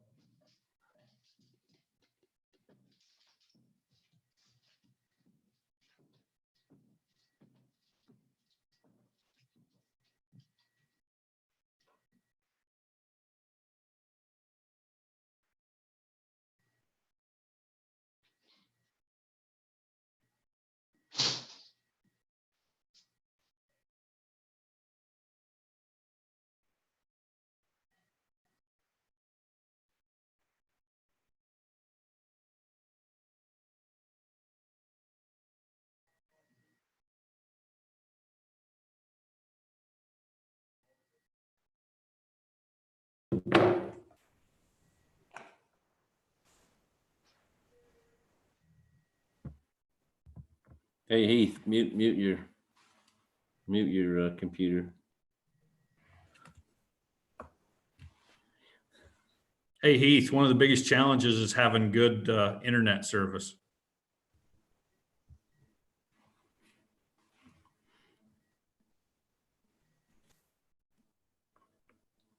Hey, Craig, can you hear me? Glacier. Earth to Glacier.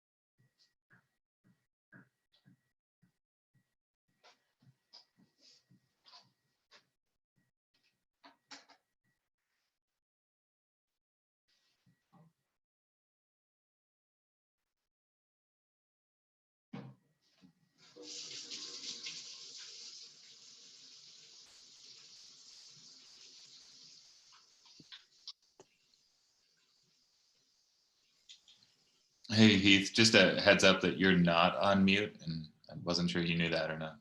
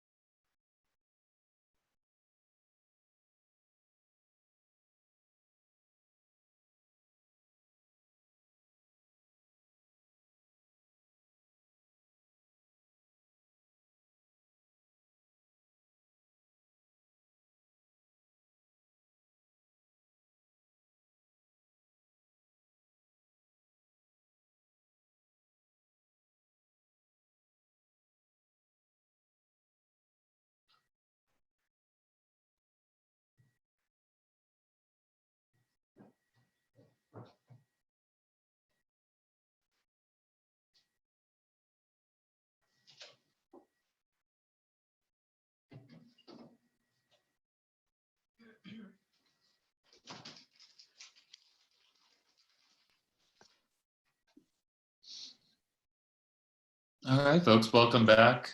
I hope you had a nice break there. It was good to stretch our legs for a minute.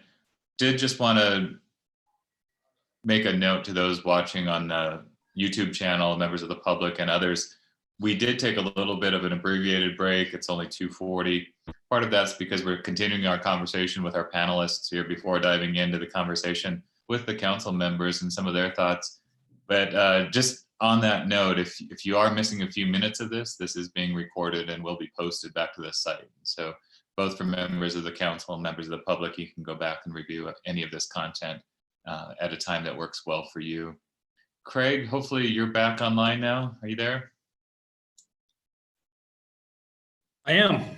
All right. So you were just finishing an answer to Heath's question about what it looks like after a while, if some of the hallmark investigative features that you're looking for to determine what killed what and some of those elements, what that looks like over time and how you kind of make some of those determinations and move into that probable space. Yeah. One of the biggest challenges for wildlife services is having proper internet connection. So let's work on that. Did you have anything to say just at the end of Heath's comment, or should we go to Darren? No, we should go to Darren. All right, Darren. Thanks, Craig. A little bit of a follow-up that I was thinking, it's similar to Heath's question, but you know, how many people do you have on staff? How many do you project you're going to need in the next few years to address the increasing demands of your unit and personnel? And what does that look like dollar-wise? And the other question I have is, how many visits do your people have where there's multiple species? We know one killed them, but then other species that are either cleaning up carcasses or whatever, and how much conflict do you see in your group that way? And if it's possible, I'd like to have the crew get a copy of the Madison Valley Ranch Lands Toolkit. I think that'd be interesting to see too, please. So thank you. Yeah, you bet. I think that's difficult to say. Looking at the wolf model after delisting and so on, how depredations dropped significantly, which required less staff, less money. I don't know if that's the same trajectory grizzly bears and that program will happen. I think it's going to be much more labor intensive, much more proactive, much more people out educating, responding. So that's hard to say. With we do have some more staff coming on board this year, not only on the prevention side, but actually on the investigation side. So that's coming on. So I'm not sure where to project the dollars. Just to give you a general ballpark, right as we were now, we could use $100,000 just in equipment. A grizzly bear culvert trap's pretty expensive, but not only that, you know, bear spray, everything that requires for somebody to go and do the work, it takes a bit. On the species side of stuff, it's common. Montana is a wonderful place, and there's a lot of critters out there.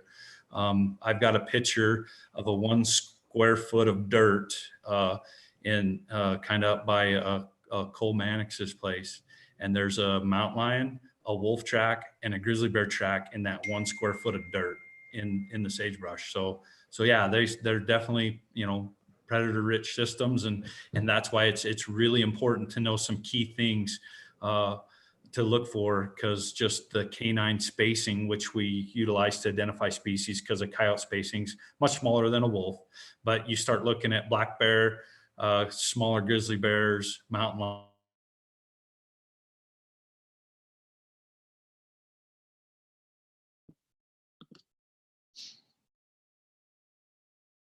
It looks like we need to put a GoFundMe page together for Wildlife Services internet connection. So we'll work on that and wait for Craig to come back. So I see a couple more hands here, and it looks like, you know, we'll get Craig back and forth here. If one of you guys has I guess I could send him an email too, but maybe if one of you guys has direct contact with Craig, maybe just ask him to call in on the phone number and not worry about internet to get some of his final comments here. I just texted him to do that. Awesome. Thank you, Trina. Ooh. I would like to invite Rich to share a little bit about some of the related work that he's doing. He's been asked to compile a literature review of different compensation programs that are out there. And some of that work helped inform the questions that he put forward on behalf of the agency for the council's consideration as they're thinking about today's conversation and really thinking about some of those key dimensions around level of compensation and the duality between prevention and compensation and how those different pieces fit together, overall funding for programs and overall scope. So we've talked a lot about livestock issues here, but the council's also brought up other ag issues over time and crop damage and crop loss and those kind of things. So Rich, are you in a place where you can jump in and share a little bit about that work and how it might advance and inform this conversation? Sure, I'll do so, but I'd rather be brief because I want to allow time for the council to talk amongst themselves. But I was contacted some time ago by Cole to see if I could kind of serve as a source for looking at the literature on compensation programs, not just in the West, not just in the country, but worldwide. 25 years ago, compensation was kind of a new idea in predators. Now there's hardly a place that doesn't have some kind of compensation system. So it's quite a ride. When I started jumping into the literature, it didn't take me too long to get over 100 citations. So I've put that together for folks who might want to get a sense of what goes on in other places. As part of that, I know there's interest in what people are calling a multiplier. Is full compensation being provided? It's a surprisingly difficult thing to research the question, how many animals are actually being killed? Or what are the actual losses to a producer if you've got one or two confirmed kills? So I kind of reviewed the literature. There's probably less than a dozen papers that really deal with that, or a dozen research efforts. So I briefly reviewed that stuff as well. And it could be informative to anybody who's interested in the potential for existing compensation systems to do a better job than they do now of making people whole. That's out. If folks want to see that later on, that's fine. I don't want to hijack the conversation by getting into the details at this point, but there is that resource. I didn't talk about the Montana program because I knew that we had the expert here, George, to talk about that. It's mentioned, but it's focused on programs in other places. Great, thank you, Rich, for adding that. And it looks like Craig is back. Yeah, and this presentation was brought by XYZ Internet. So I'm not going to say because it's not going to be a good plug. Thanks, Craig. And when we were just talking that there is the option to call in. I know it's the second best option, but if you get dropped again, that might be a better way just to make sure that we get your voice on the line here. Okay, I can do that. Good. Brett had his hand up and is next in line. So Brett, you want to jump in? Yeah, my question really is to all three of you maybe. And that is, we talk a lot about livestock loss.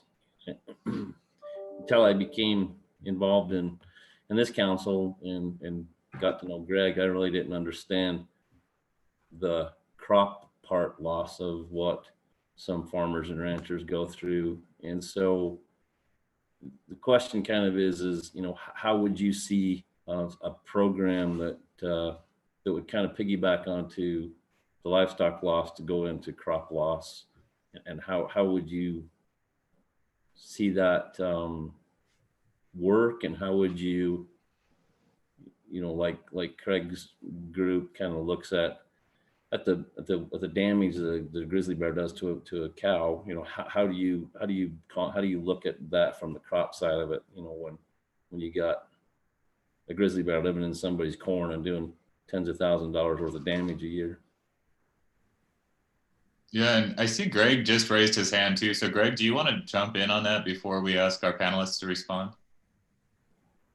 Oh, I just was really glad that somebody brought that to the attention. The grizzly bear damage in the corn, it's easy to distinguish that it's one and only animal. There's no question who did it. Between looking at the crop losses, like in my case, they'd flown it with drones, they've flown it with airplanes, people that have worked for me are talking 20-25% we were giving up every year to the grizzly bears, and yet there was over 25 years there was never any compensation.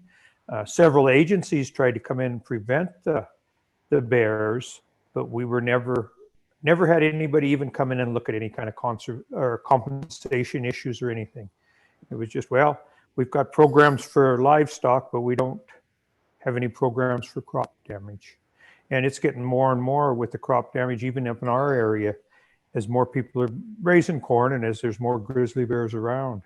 And it needs to be addressed because that's as important of my income as the cattle is to the rancher. So. Thanks for adding that, Greg. So George, Seth, Craig, I don't know who wants to start with that. George, maybe? I remember Greg calling me many years ago about corn or the damage in his cornfields. We don't have the expertise in determining the value of a crop. I believe we'd probably need to start involving someone from the Department of Agriculture or some other source. Greg may have a better answer for that because you have so many variables, whether it's irrigated, dry land on the amount of rain, there's so many different things. So I don't have the expertise in that, but I know it's a problem. And I know it's a problem for the Hutterite colonies up by Trina Joe too, because I've been to some of those sites and to those fields and where those bears are coming out of it. So not only in Greg's area, but on the Rocky Mountain front, there is a lot of crop damage due to grizzlies. I think maybe the council might want to reach out to the Department of Agriculture.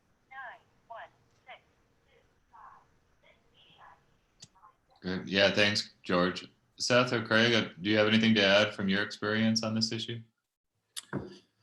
I know my agency does crop damage in other states. I believe in Wisconsin with crop damage to black bears or by black bears, where we actually map and fly the fields with drones and estimate the damage, and then through their department, the dollar value is figured out. But I know that's something that our agency does. Great, thanks. I would just add briefly that there are other international examples in parts of Europe. They do compensate for crop damage, and as George says, and Craig, you need a little different suite of tools to figure out what those crop losses are, but it can be quantified and compensated for.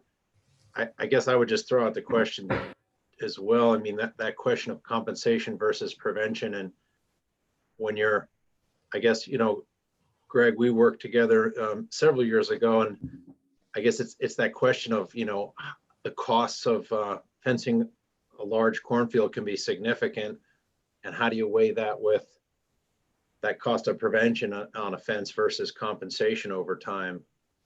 And I guess each individual operation has got to kind of look at that, but I'm just sort of curious how you look at that.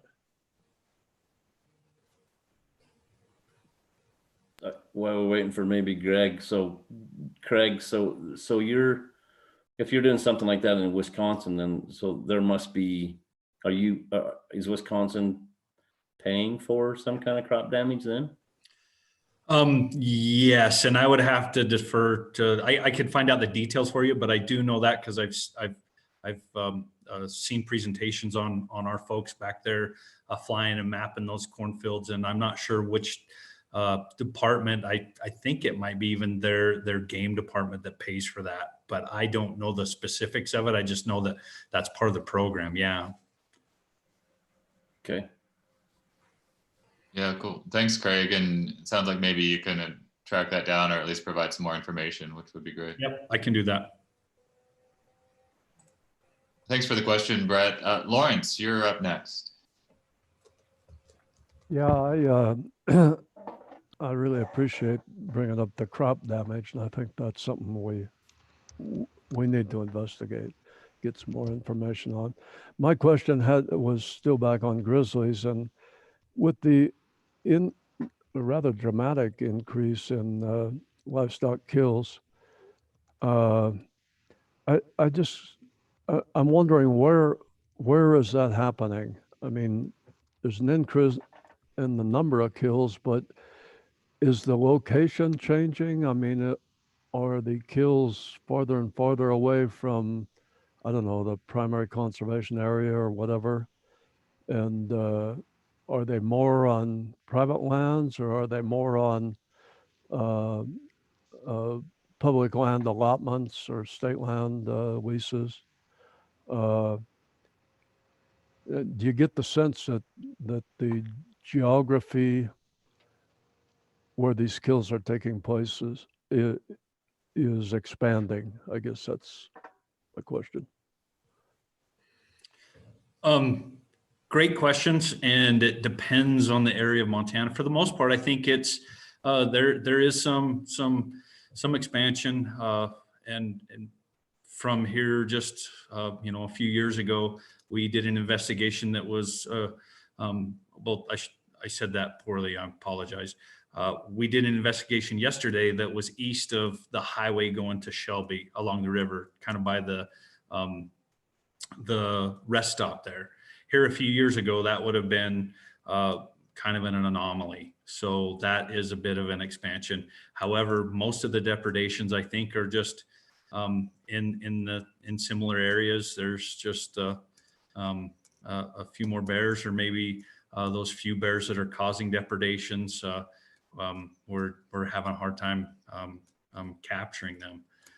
But in other areas, and that's mostly on private land for the most part, down southwest Montana, there's some private lands, but more of that is public allotments. That's really been one of the biggest increases in the last few years, not only in the verified, but also the reported, as far as the one producer that we conducted 22 investigations on, and or 21, and what was it, 18 of those were grizzly bear, 19 of those were grizzly bear, and he came out, 47 heads short. So it was about, for every one confirmed, there was 3.5 others that he just didn't come home with.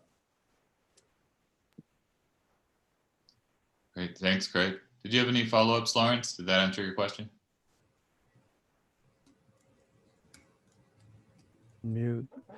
Sorry. No, I think that pretty well covered it. The last thing you said, though, the 47 kills on one ranch, is it typical that a particular ranch that has a kill or two can expect more? I mean, or is it just kind of random? I would say sometimes yes and sometimes no. It depends on the situation. There's definitely certain areas that will experience higher than others for predation, and it's just due to the geography. But some people have one loss and never have a problem again. Thanks. Seth, did you want to jump in on that? Yeah, just a question for Craig. Has Wildlife Services sort of mapped out the spatial locations of confirmed grizzly bear depredations? Say over the last 5 or 6 years, to sort of look for patterns or those reoccurring allotments that seem to be, a mixing area that it's tough for producers. Have you looked at that recently? Yeah, those actually, just more for my own sanity interest, I've done that here lately. For the most part, Fish, Wildlife and Parks has they have a wealth of that information. Cecily and Lori and so on. They keep a lot of that. Mike Madel has that. So for the most part, there are places that are chronic problems, and that's where we've, tried to figure out ways to solve those. And it's, as you know, it's very difficult. Then there's other places like down southwest where I think those bears are using, all of the habitat, the whole mountain range. And it's not just a single allotment, it's producers, all over that are losing on the east side, the west side. And it's just kind of, so. Are you seeing, I mean, maybe a question for FWP as well, any age class specific depredation patterns, younger males that are involved in a disproportionate number of depredations or in certain locations? That's a good question too. And I think for the most part, and that biologist from Alaska really hit it on the head. There's very few bears that really prey on critters, on livestock, and it's stopping those. And bears are extremely individuals. They highly intelligent, and some of them just figure it out and get that search image. We've seen where, females are, very hard on cattle. Just one specific female, and then others it's, older males. And then, a lot of times I think some of it plays into, juvenile delinquency, young bears. And if they get into certain, livestock around, say, yearlings, where those yearlings, they run up to the bear because they're curious. And I think, so it's kind of all over the board. There isn't one cookie cutter answer. I'm sorry. Yeah, no, thanks. Shawn, when you get a chance, this is Chuck. I had a question too for Craig. Yeah, I saw that you just took yourself off mute there, Chuck, and I was wondering if maybe it was related to this. Just before we get to that, I'm going to do a quick time check. We're just after 3 o'clock here. By about 3:30, 3:40, we want to turn to some of the other work that you guys are engaged in and really think about next steps in preparation for the May meeting. The other thing just to think about is I do want to make sure that you have a chance to ask any clarifying questions that you have for these panelists. It's really great to have their expertise with us here today. But I think to the extent possible, how is that helping inform your conversations and your thoughts around some of the key issues, whether it's the multiplier, whether it's the trade-offs between compensation and prevention and what might be done there, whether it's some of the legislation that the board is putting forward, and any thoughts on that? Or, I was even thinking if you guys want to get into a conversation around how this, even though it is a little bit of a standalone issue, I think you guys have seen the private landowner issue really in this broader context, and this latest conversation really makes me think about, well, how does it play a role in helping reduce conflicts? How does it play a role in increasing social tolerance and some of those other elements? So to the extent that you want to engage in any of those questions for the next 30, 40 minutes, let's bring those forward now too. So Chuck, why don't we go to you, and then I'll go back to the board of hand raisers here. Okay, please forgive me because I don't know how to raise my hand on this. No, you've self-declared yourself as unable to find that feature before, so I knew that was the case, and I'd like you to just go ahead. Craig, and it's kind of a follow-up to Lorents. We have grizzly bears that they're just like the guy from Alaska said, they're not stupid. They're smart, they're habitual. And I can remember a couple studies down in southeast Idaho coming out of the west side of Yellowstone and the west side of the Teton. There were a couple bears that once they found out they could kill and get into the sheep or cattle, they figure it out. And like the one ranch you were saying had up to 47 missing. Is there any way we could use some of this DNA and the family tree thing of grizzly bears? We figure out those families that have taught their cubs and the next generations. I mean, bears are not stupid. They figure that stuff out. And once they've killed and know they can, maybe we could figure some of that out. Is that a possibility? I mean, well, that's a great question, Chuck. And I think I'm going to pass that question over to the science team, maybe Mark and Cecily and others. I know our agency here a while ago, our research department actually had the the machine that actually decoded the human gene and not gene, but anyhow, the DNA sequence. And we were sending swabs of bite marks to try and get the saliva and get the DNA out of the specific bear doing the actual depredations for some of that. One, to make sure that we were getting the right bear and so on, just seeing if that was a possibility. And it was not like CSI. So yeah, no, that wasn't really possible at the time, but maybe in the future through hair or whatever, I don't know. That's that. I just think we could, our technology's, breaking loose more every day, and we might be able to use that. Thank you. You bet. Yeah, Mark or Cecily, I don't know if you're listening in right now and want to add anything, but if so, please feel free to jump in. This is Mark. I am aware of some studies out of Canada that have shown that there's a genetic relationship among depredators. But there's an open question of, is that, the genes, the specific genotype that is predisposed to that, or the fact of where they're living that makes them more likely to do those kind of behaviors. I'm more inclined to believe the second, that it's the proximity of where they're living to potential for conflict. Cecily, do you want to jump in? Got anything more?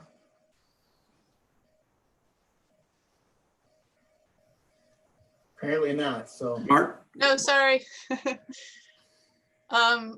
We have information from a lot of bears on their DNA that we can kind of assemble their family tree in some cases. And it's certainly an interesting topic of research to look and see whether or not there are certain families that seem to have a propensity for killing livestock. And I suspect that we'll see that. But then I think we're also going to see the other situation where maybe you had a mother that was prone to do it and maybe some of her offspring do not. So I think in a way, when it comes to dealing with conflict, you kind of have to just deal with an individual and not really rely on what its family history might be, except if maybe it was captured with its mother at some point previous. That would be my thought on it. If I could add to that, we've been teasing out some of these lineages for conflict bears. I've got a technician working on it right now. And if you guys are familiar with the South Fork of the Shoshone, it's kind of similar to the East Front. There's an abrupt edge there where the mountains meet a major drainage. A lot of bears to the west, and they come down into the ranch country, and there's a lot of depredation issues there. And a lot of them we can attribute to specific lineages. But again, that's, part of the fact of that is that's where those females lived. So their offspring tend to reside in those areas, and they have the same temptations that their mothers did. And it's partly proximity, I think. Great. Thank you, Mark and Cecily, for jumping in. Rich, your hand just went up too. Was it related to this? Yeah, just real quick. My interpretation of the work done by Andrea Morehouse on the East Front in Alberta, just north of you guys in the East Front, is that you could do the DNA technical stuff's easy, but what that showed, I believe, is that there was not a genetic predisposition to depredation. It was a learned behavior because the connections were through the females. But when there were males depredating, there was no indication that that male's cubs would be more likely to depredate than you'd expect on average. So again, it's not technical fix. I think I'm supporting what Cecily and Mark are saying. Great, thank you guys. Appreciate those insights. So want to turn quickly to the public here for a second. Dylan, you've had your hand raised. I'm assuming you're seeing some stuff come across live here. Are there a couple of questions from the public you'd like to bring forward? Yeah, we just have one quick clarifying question from Tina Zenzola, and it's for Craig. Craig, could you clarify, and you might have said this before, but just to go back to it a little bit, what funding is Wildlife Services using to pay for non-lethal specialists? And that's from Tina Zenzola.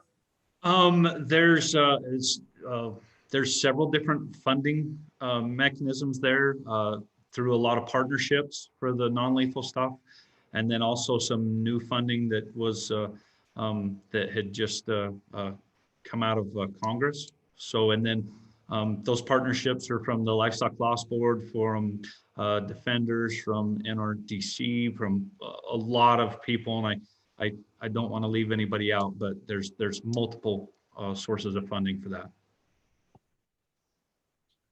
Great. Thank you, Craig and Dylan, for bringing that to us. Trina. All right, Trina is just going to take a minute here. She's transitioning from doing some other prep work for tomorrow, it looks like. Sorry, I was doing the dishes and my hands were wet. Gotcha. Craig, would you talk about for a minute how it's gotten harder, not necessarily harder, but more important to get to a depredation right away in order to determine what caused it, especially with the bears, and how many there are, and how, you know, after the first day, it's kind of hard to figure out which one of the 15 bears eating it actually killed it? Yeah, that's like I said earlier, when there's a depredation, there's never going to be any more evidence than what is there at the site. And so as time goes on, there's scavengers, there's weather, there's all kinds of stuff. There's the livestock coming in because they like to hold a funeral around dead stuff and stomp out everything. And then in certain areas, there's just the number of bears that come in and also feed on it. So the sooner we can get there to investigate, the better our determination can be from since producers can struggle to find them for sure. Have you seen that as more of a problem in the last few years because of the increase in grizzly bears? In certain areas, for sure. Yeah, it's been in certain time, and it all depends on time of year. In September when hyperphagia and bears are going back, congregating maybe more or whatever in certain areas. There's a lot going on. So yeah, for sure.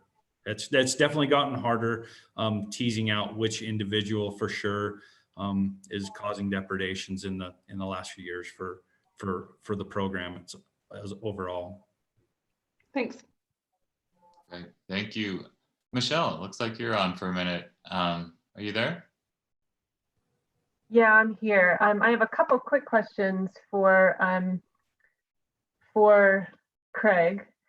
First off, do you think, I don't know if you're familiar with the kits, those came out of Canada that they have. Do you think that landowners would be able to take photos or be able to derive enough evidence if you couldn't get there for a day for you to still show that it was a grizzly? You might not know which grizzly, but to show that it was a grizzly bear.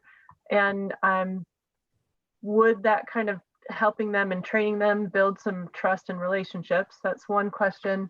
And then the other one is, what kind of efficacy have you seen for conflict prevention? Like, are you finding that fixing the problem, moving the bear and fixing the problem is working to kind of slow down depredation? Or do you feel like that's not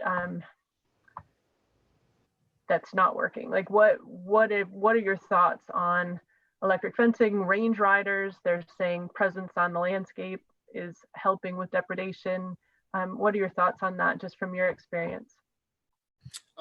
Great question. So those kits, I have seen them. I think it's very good to educate yourself. So producers, people, so the more information that they can have, the better off. As far as it helping in identifying a kill for us, like I said, I encourage or discourage people to actually start cutting into the animal because that erodes it. So if it's a small animal and we're not going to be able to get there, usually, and it depends on the time of year, because if it's summer, that's not the best thing. But if it's still cool out, if they can put it in their barn or cover it up in a way and just actually take the carcass itself, as opposed to waiting and having a bear come in and pack it off or eat it up completely.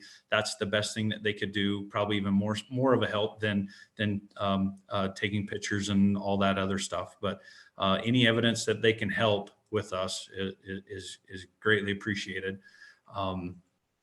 And then as far as the efficacy, it's that same thing that there's no one cure, and each situation is different. There's successes with most everything and there's failures with most everything. And the more that we can do and the more flexibility that we can give people, landowners and people on the ground to do, the better off the program. And then, you know, still, and that's every kind of prevention all the way into management and you know, and euthanizing bears that have a search image to kill livestock. So that's the whole thing. Does that answer your question? It does. And I have one more quick one. Have you seen a difference? I've heard that they've gone from dispersal for carcasses to compost. Is that correct? And if that is, have you seen a difference? I guess I'm not familiar with what you're referring to as they are, because I know there's several programs of carcass pickups just to get away. So that's a possibility, and that's either through, you know, just relocation, but then there's also the composting aspect of it. I think just eliminating that attractant in general, I think, is a good thing. But you know, I know there's some thought and some research into, you know, removing a food source that bears have relied on for, you know, 30 or more years. Is that going to actually increase depredations or decrease the fecundity of the bear? So I'm not sure. That you'd have to ask Mark and Cecily and all the other much smarter people than me. Thank you, Craig. Yeah, so on that prevention piece and some of these other practices, I don't know, Seth, if you want to weigh in on that, or Mark or Cecily, just to build off of Craig's comments. I think he got us off to a good start there, but I know a lot of people have experience there. So Seth, do you want to jump in? Yeah, thanks. I'll just be brief. We have opted in the Blackfoot Valley to do domestic livestock carcass removal and composting in a centralized location. And we've seen that help decrease the amount of scavenging and attracting bears onto those ranches to begin with. So we do full removal and composting, and we find that to be very, very effective in helping to minimizes those risk of conflicts in and around calving areas and at the sites. And Fish, Wildlife and Parks, they could talk a little differently about. There has been relocation of carcasses on the Rocky Mountain front, and Alberta has done some of that too. But I would defer to a FWP personnel to talk about that one. Yeah, thanks for sharing that, Seth, and what you guys are doing. Anyone from Fish, Wildlife and Parks want to jump in, or Mark? Hey, Shawn, could we hear from Stacy Corville maybe for a minute? What he's doing up in our area with the depredation and how they're handling that if he's on the phone? Yeah, great idea, Greg. Stacy, are you around? Can you hear us?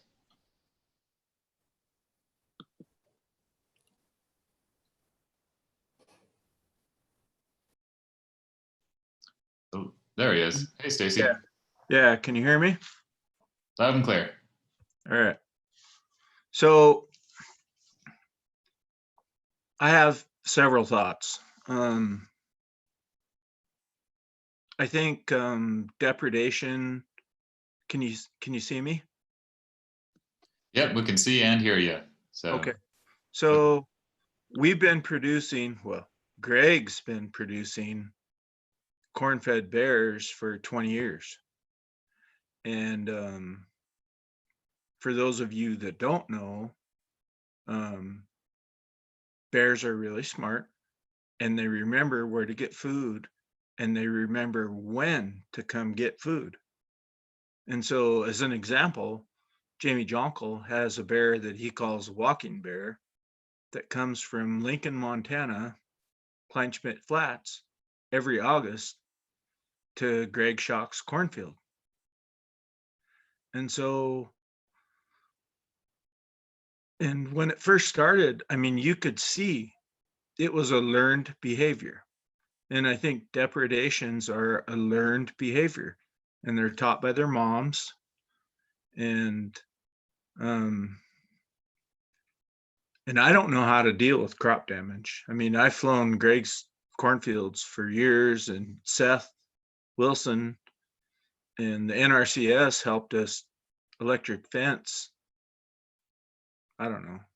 How much did that cost, Seth? Oh, that was an expensive one. I think it was over 35,000. Yeah. Yeah. Maybe a bit more. Yeah. And then Bryce Anderson from People and Carnivores, we built one of those, I don't know what they call them. It's one of Brittany Wilson's designs from the Blackfoot Challenge. And it didn't work either. I mean, we figured it out, but then we trapped bears inside that electric fence. They wouldn't leave. So I don't know how you deal with that. And I know how much crop damage Greg has put up with over the last 20 years. And I've worked every year to try to keep bears out of there, and I don't know how to do it.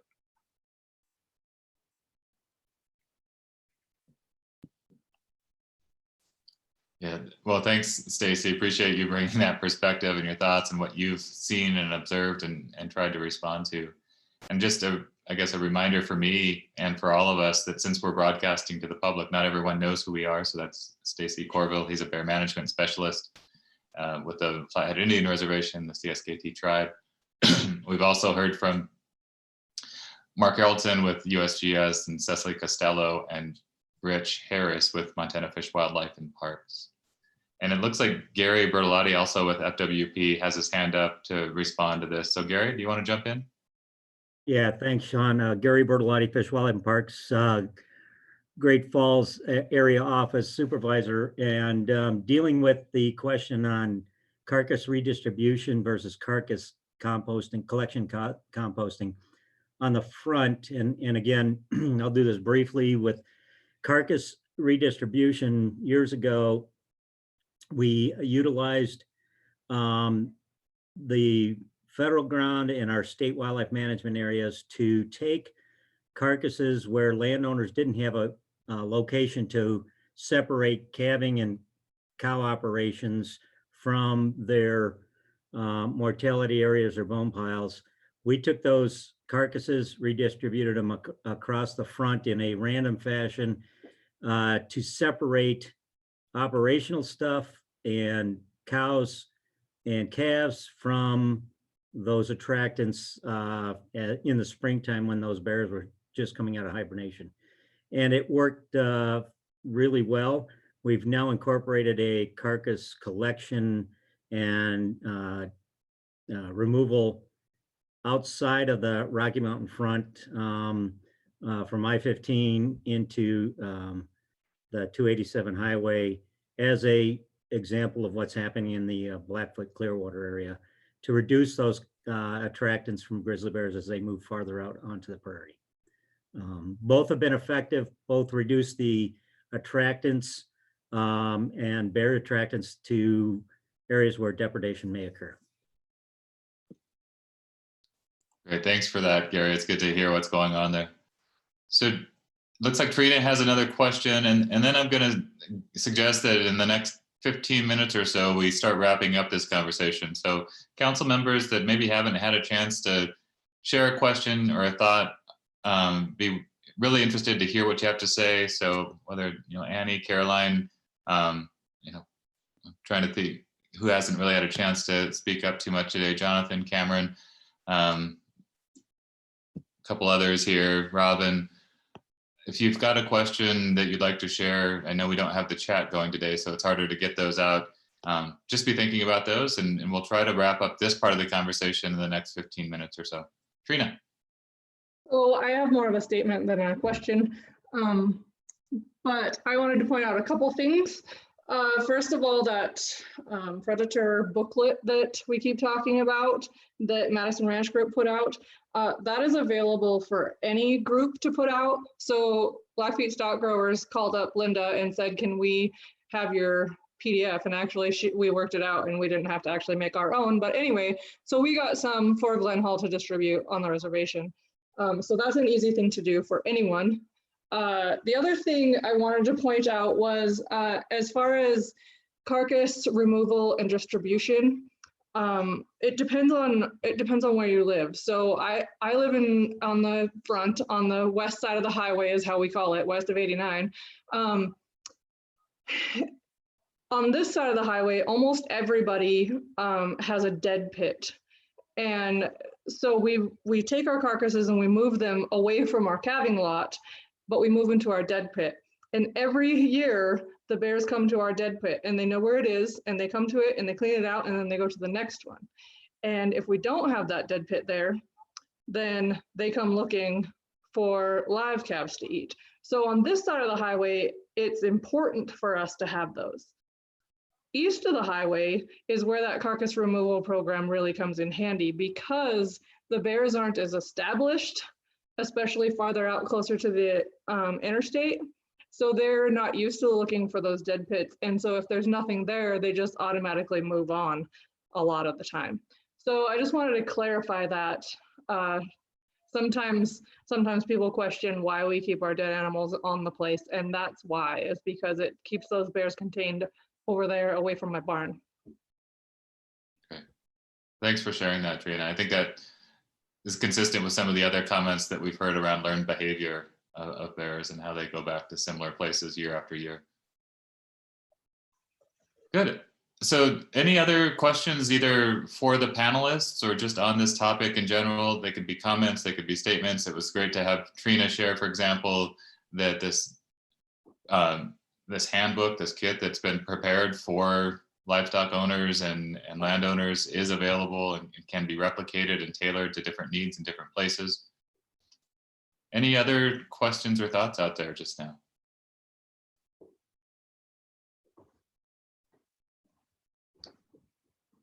All right.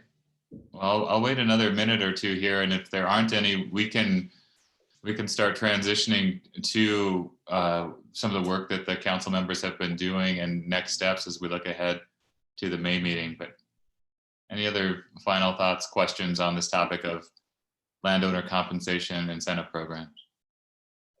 Stacy.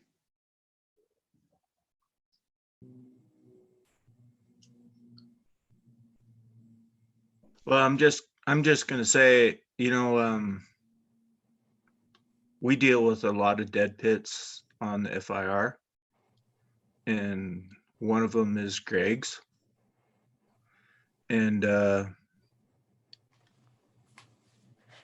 I think that's probably been a benefit.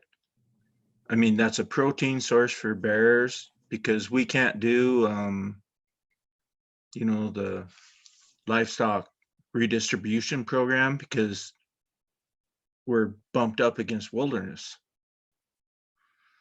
And so, but Greg, he abuts our mitigation ground, which we manage for grizzly bears.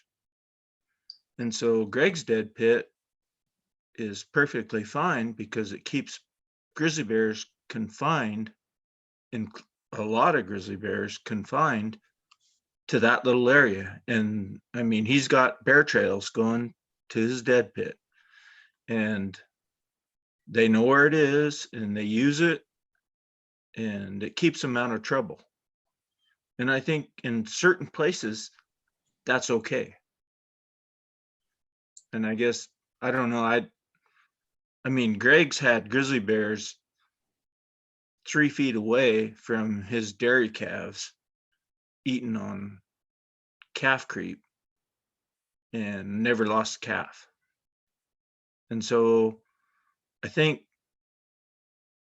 that's a good thing in certain situations, but in other situations, it's probably bad. And in those situations, we try to take care of it. That's it. Okay, thank you, Stacy. And I think I've heard from you and Craig now both that so much of this stuff is context specific. And so you want to take kind of a big picture look at all the different parameters out there and see what makes sense for that place, given its history and culture and needs and some of the trends they're facing. Nick, I see your hands up. Yeah, I think so. Through the National Wildlife Federation, we helped provide funding for that cleanup of boneyards up on the or east of where Trina is. But there's a really interesting conversation along the lines of what Stacy had here. When you do carcass redistribution, you're not necessarily putting it in the same place, and you're not conditioning bears to come back to the same place every year. So the question is, does a bear see that as beef, or does it see it as just a hulking chunk of protein on the landscape that's replacing, prehistorically what may have been bison or something? But, are we creating, I would argue those bone pits are still an anthropogenic food source. And, what would happen if we kept cleaning those up farther and farther west, to those bears? Would they return to more natural food sources? I don't know the answer to that, but I think there's a real conversation that needs to be had about whether that is a good thing and what would happen to those bears if we clean those up. And I'm certainly not saying I have all the answers. Great, thanks for bringing that forward, Nick. I think those are some of the things that we want the council to be thinking about and wrestling with. So just even articulating that question is really important. Michelle. Yeah, I wanted to tag on to that. I know when they were feeding bears garbage in the parks years ago, there was a recommendation to slowly wean the bears off of it. And I think that would have to be what would happen to some of these boneyards if in fact the decision was made that they might not be the best idea.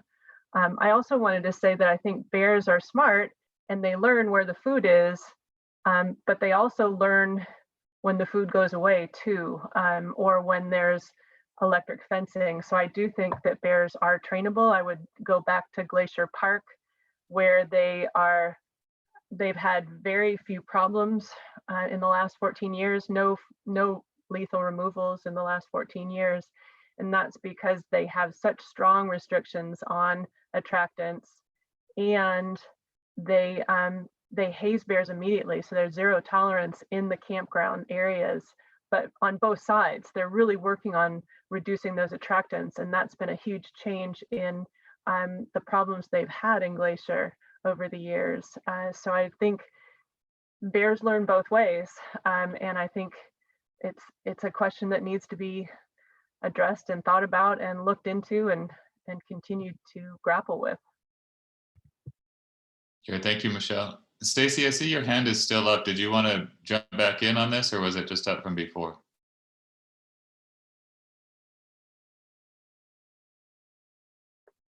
Maybe from before. So, oh, go ahead. I'd like Greg to jump in on this because he's been living and dealing with grizzly bears for his entire life, and he has a dead pit, and one of the things that happened, we have a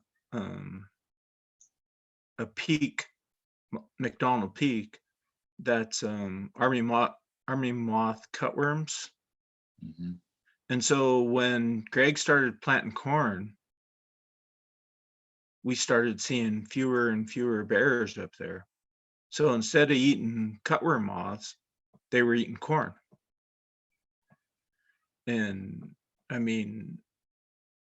we're talking 15 bears, 20 bears in a square mile on Greg's place.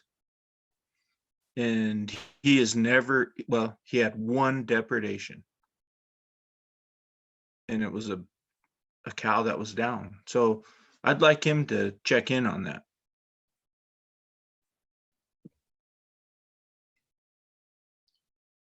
Greg, are you there with us?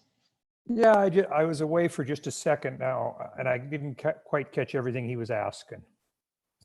Yeah, so Stacy was just asking you to share a little bit about how your operation has been run up there and the impact at all, if you could speak to the dead pit that you have on your property and how that may have played a role in livestock loss depredations or keeping them to a minimum. Sounds like maybe you had one on your property. And it was in the broader context of a conversation that Nick and Michelle just raised around, it's kind of like if that is a useful management tool, dead pits in particular, in helping mitigate and prevent some losses, or just kind of what their role is. Is that something that we need more information about to see if that is something that we want to continue with, or maybe think further about over time? Well, I think it works in certain instances and stuff. And like I said, where we're located and we border the tribal wildlife habitat zone where the grizzly bears are and stuff. And so we aren't real close to neighbors as far as it being an eyesore or a source of smell with the neighbors. So it works that way for us. But we've had an animal in a dead pit that the bears are up there eating, and we've had 15, 20 milk cows standing around them 20 yards away watching them, and they have no interest in those cows.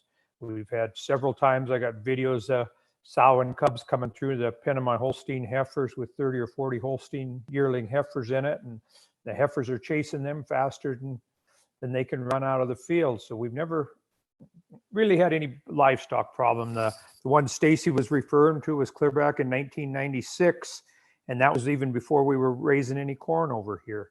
And it was a young juvenile, or 2-year-old, however you want to explain it. And they did trap it and stuff, but it was an older cow and stuff. So, I mean, it was something that they were, but that's the only animal problem we've ever had as far as, and we've had them walk through the freestall barn where my cows live at. I've had them walk through and leave their calling cards right alongside 15 or 20 heifer calves that are tethered up, that are a month to 2 months old and have never ever bothered anything like that.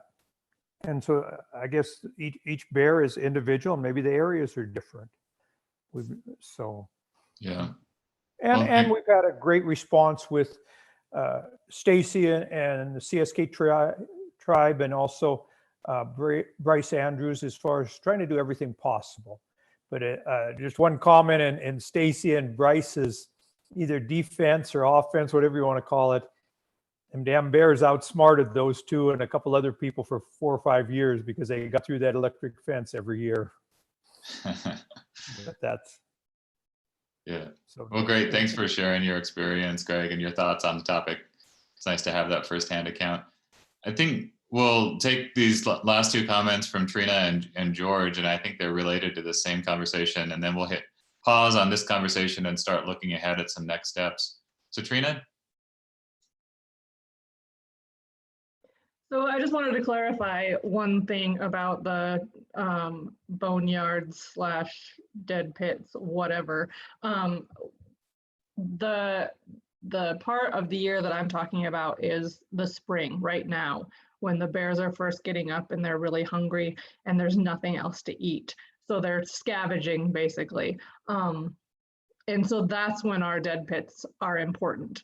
Throughout the summer, when there's plenty of other food, whatever, we keep everything very cleaned up. But at that point, they have other sources of food and it's not that big of a deal.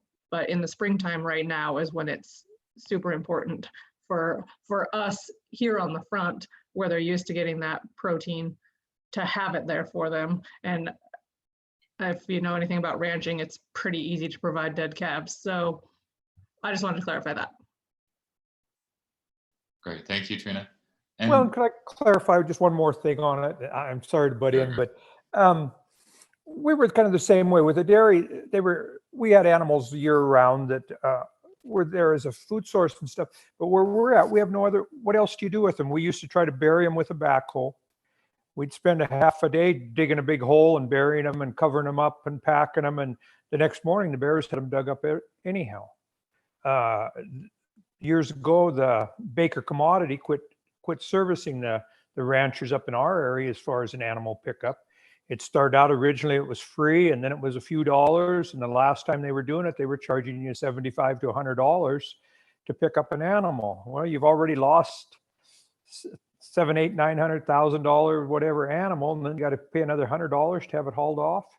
And they don't even do that anymore. So, I mean, we're really kind of up against, there's not a lot of things to do with them. So. Yeah, thanks, Greg. Appreciate that. And I think it makes me think of something Seth said earlier, that the answers to these questions aren't necessarily easy, but most of the answers include funding and partnership in some way. And I think that would be the case here as well. George, did you want to weigh in on this? And it also gives you the opportunity for the final word here on this topic. So if anything else you want to say in terms of wrap up, that'd be great. Well, the thing I failed to say earlier, on our website, it's fwp.mt.gov. We have a toolkit guide that Seth had actually written the majority of it, and we'd partnered with Montana stock growers. And on the back page of that, it has phone numbers and resources of who to call for different situations, whether it's livestock or crops. And that's something that we've had on our website for years. But Montana stock growers helped develop that along with Seth. And that's a thing that's available through our website. And there's also grizzly deterrence guidelines that Hillary had supplied to us. And so if people are looking for those guidelines of what they can do when the bear shows up, you can also find that. So in closing, I just want to say a few other resources on our website. Great. Thanks for sharing that, George. And thanks for taking time to be with us today. That was a lot of information that you shared with us, a lot of experience. It's great to have someone like yourself that's been with the program from the beginning and kind of speak to the history, the evolution, the trends, the needs, and the opportunities there, and to have that filled out further with Seth's experience and remarks, especially on the prevention side, his role with the challenge and with the board of livestock loss board as well. And then with Craig and all the experience he has out on the landscape, that was fantastic. And special thanks to all the support team members that jumped in with additional knowledge and experience. So Rich and Stacy, Mark, Cecily, really appreciate all of your thoughts and comments and helping inform the council's conversation moving forward. I know this is a lot to think about and reflect on, and I'm sure the council members will be doing just that in the days ahead. Want to thank members of the public that have been following along and sharing your thoughts and comments in the portal on the Grizzly Bear Advisory Council website. Really appreciate all of that. And it does take time to kind of reflect on and consume a lot of this information. So I'm sure this won't be the last time that we think about the role of landowner compensation programs and incentive programs and some of the different characteristics of those, and how the council might weigh in on some recommendations that might influence and affect what those look like in Montana moving forward. So we all have this opportunity to provide a reaction in our box. I'm going to give a nice little round of applause to our panelists and use that as a pivot to move to some of the next steps here that we've set out for ourselves as the council. As you all know, you've been working in small groups. We've got 4 working groups that have been thinking through a series of emerging ideas around some of the core themes that were articulated in the executive order. You've put that into a working document. So we've got 4 different working documents. Those have been consolidated as of last week into an initial consolidation where nothing was really changed in terms of the individual work or consolidated, but it was reorganized in a way that was really much easier to read. So many thanks to the 4 or 5 of you that spent a lot of time doing that. In the time since, we've asked you to go back into your working groups and take a look at that consolidated effort to refine anything that you would like to provide additional clarity around, to identify any additional gaps, and maybe most critically, to identify additional questions that you have that you think are really important for the council to address moving forward. You've all done a really fantastic job starting that process. I know it takes time. And so our ask for you all is to continue that process next week in your working groups. And it sounds like working groups have time set aside on Wednesday for groups 1 and 2, and on Monday for groups 3 and 4 to re-engage and to continue to advance that conversation. As you go through that, just like you've done this time, it's really helpful to flag those 3 different categories of things that you want to advance in terms of clarity, gaps, and additional needs. And I think one of the critical pieces of feedback that we're hearing from you all is that now that you've had a chance to think about the content of what you're pulling together, the form and format and tone of it is just as important. So as you have questions about those things, please bring those forward to us. This is a document that we want you to own, that feels like something that represents you as a group of 18 people, Montana citizens from all over the state. It really should be the hallmark of the conversations that you've had and reflect where you are on these issues. And I think you've done a really nice job finding that space so far and really reflecting on where there's common ground. I know that's been a theme from the beginning, and some of these areas where additional conversation is needed. So we're going to do our best to continue to provide the framework for you guys to have those conversations. And really that's going to be the focus of our time together in May. Want to just check in briefly with all of you on those working group documents and clarify any questions that you might have about that process before we talk about a couple of other next steps. So do you guys have any questions on where the working groups are right now and what your immediate next steps are, what those look like? Michelle? Yeah, I just wanted to say that there's a couple things as the writing group, and you guys are welcome to chime in with more thoughts on this. But when we were going through the document, we found a few sections that really needed to wait for a council discussion. There's one area in connectivity where there's some repetition, and that's because we kind of felt like we should really talk about this as a council before we do any more work on that.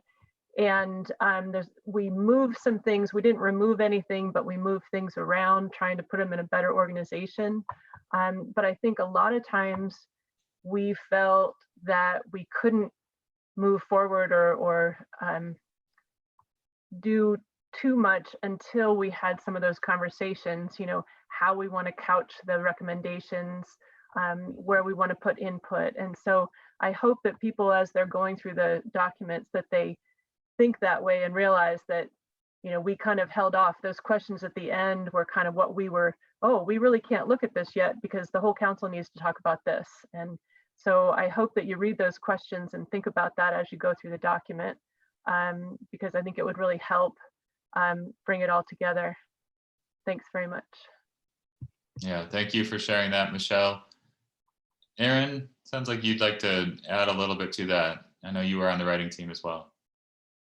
Yeah, just quickly, I think when you go through it to also kind of think about the order of things and maybe how that might look moving forward, as Shawn mentioned about form and kind of voice and all that, but also think about kind of the order. Our group kind of started thinking about that. The other thing is what we ended up doing is looking at some of those harder questions and trying to figure out. So our group actually did start to, and folks jump in if I'm not accurate or you want to add anything in my group, but we were starting to jump into certain things and have really good discussions, and in places where we didn't feel like we were moving ahead really, that we needed a bigger discussion, we just flagged those for the May meeting. So I think that's kind of how we went through the document, but there were places that I think the writing team didn't feel comfortable deleting things. We as a group did, because we talked it out more. And just so you guys know, we didn't delete anything so it's gone. We just struck through it. So everybody will still be able to see our changes. And then Michelle created a folder where we can put all of those into one place. Yeah, great clarifying information, Erin. So now that you guys are in your working groups again, you should feel free to, under that banner of providing clarity under any of the elements there, if you see an opportunity to consolidate or strike through some issues that maybe don't speak to where your group feels like there's momentum or shared interest, I think that's great. But one of the most critical things is that a lot of these, well, the whole document is going to require the council to engage in at some point, but there are some of these critical pieces where it just feels like we can't even have a group discussion until we have council conversation. And I think both Michelle and Erin are speaking to those items. Those are certainly the things that we do want to focus time and attention at in the May meeting. I saw Brett had a hand up earlier. Did you get your question resolved, Brett? I guess I had a question I sent an email out earlier, so I'm confused again. So I guess with Jonathan and Michelle, maybe I should ask that question to you guys. But so are we ready to go to groups 1 and 2, or does group 1 still need some time, and does group 2 still need some time? I know that we didn't get through all of those questions, and so I would have no problem with us staying together this Wednesday and trying to get through that entire document, and then trying to move in with group 2 at a later date. But I guess I want to fill that out. Yeah, no, thanks, Brett. My sense in hearing back from all the groups is that none of the working groups had a chance to work through the consolidated group entirely, so that we will not plan on combining the groups next week in 1 and 2 and 3 and 4, but to have them meet separately during the same times that you've already reserved. So that's probably where the confusion lies, that you've blocked off that time, but you'll still meet separately. Thank you. Yeah, sounds good. Heath, you showed up on the screen. Did you want to say something, or you just turned your video on? No, I just turned on video, so. All right. Thank you. Sounds good. Well, thanks to all of you. Thanks to the writing team in particular for their work and for the additional guidance that you're providing us here, and also serving as a bit of a liaison back to the larger group. I think that's serving us all really well. One other piece I wanted to pick up from last week and just make sure we had clarity on, I thought I heard that the council members wanted to go ahead and complete the social science survey that was presented last week, and that Cecily had offered that she would be willing to compile and consolidate and provide analysis on those. But I'm not sure we provided enough direction or clear next steps on when or how that was going to happen. So I just wanted to maybe ask Cecily if there is a process in place already and things are good to go, or if we should establish that right now. And Michelle, I see your hands up again too. Did you want to comment on this? Oh, I can't hear you, Michelle. Yeah, sorry. I wanted to actually make a final comment about something else, but so I don't want to jump in if you're not done. Sorry. No, that's is it on working groups? Is it going back, or is it about something else? No, it's actually about public comments, because we have almost 4,000 now. Yeah, no, that's next on my list too. So, and we have much more than 4,000. Cecily, do you mind just jumping in and letting me know where we are so we can clarify next steps? So I don't have any kind of specific process for, inputting all of the data from the council's surveys, but it's only 18, so it shouldn't take too long. I can certainly put them in a spreadsheet and summarize them and, share them in terms of how people responded to different questions. Great. And have you received those, or should we put a date on when you'd like to receive them by? I have not received them, and I'll let you set a date. Great. Erin, did you have a comment related to this? Yeah, I was just curious, do you want us to just fill those out and scan them, or how do you want us to fill those out? Well, I could make a spreadsheet, and that would make it simpler to, excuse me, my phone rang. It would make it simpler for me to input the data and combine it all together. So why don't I make a spreadsheet? You can use the numbers of the questions and then just put your response in the spreadsheet and send me that. How would that work? Is everyone okay using an Excel spreadsheet? Okay, and if not, you can just scan or take a photograph of the document itself, and I'll fill it in. That sounds great, Cecily, and thanks for taking ownership of that and providing a roadmap for us. It'd be great if, I'm just looking at the calendar, if people are willing to do that in the next week, by May 1st, that would give Cecily a week to compile everything before our May meeting. And it'd be interesting, I think, to look at the results for that. If that timeline makes sense for everyone.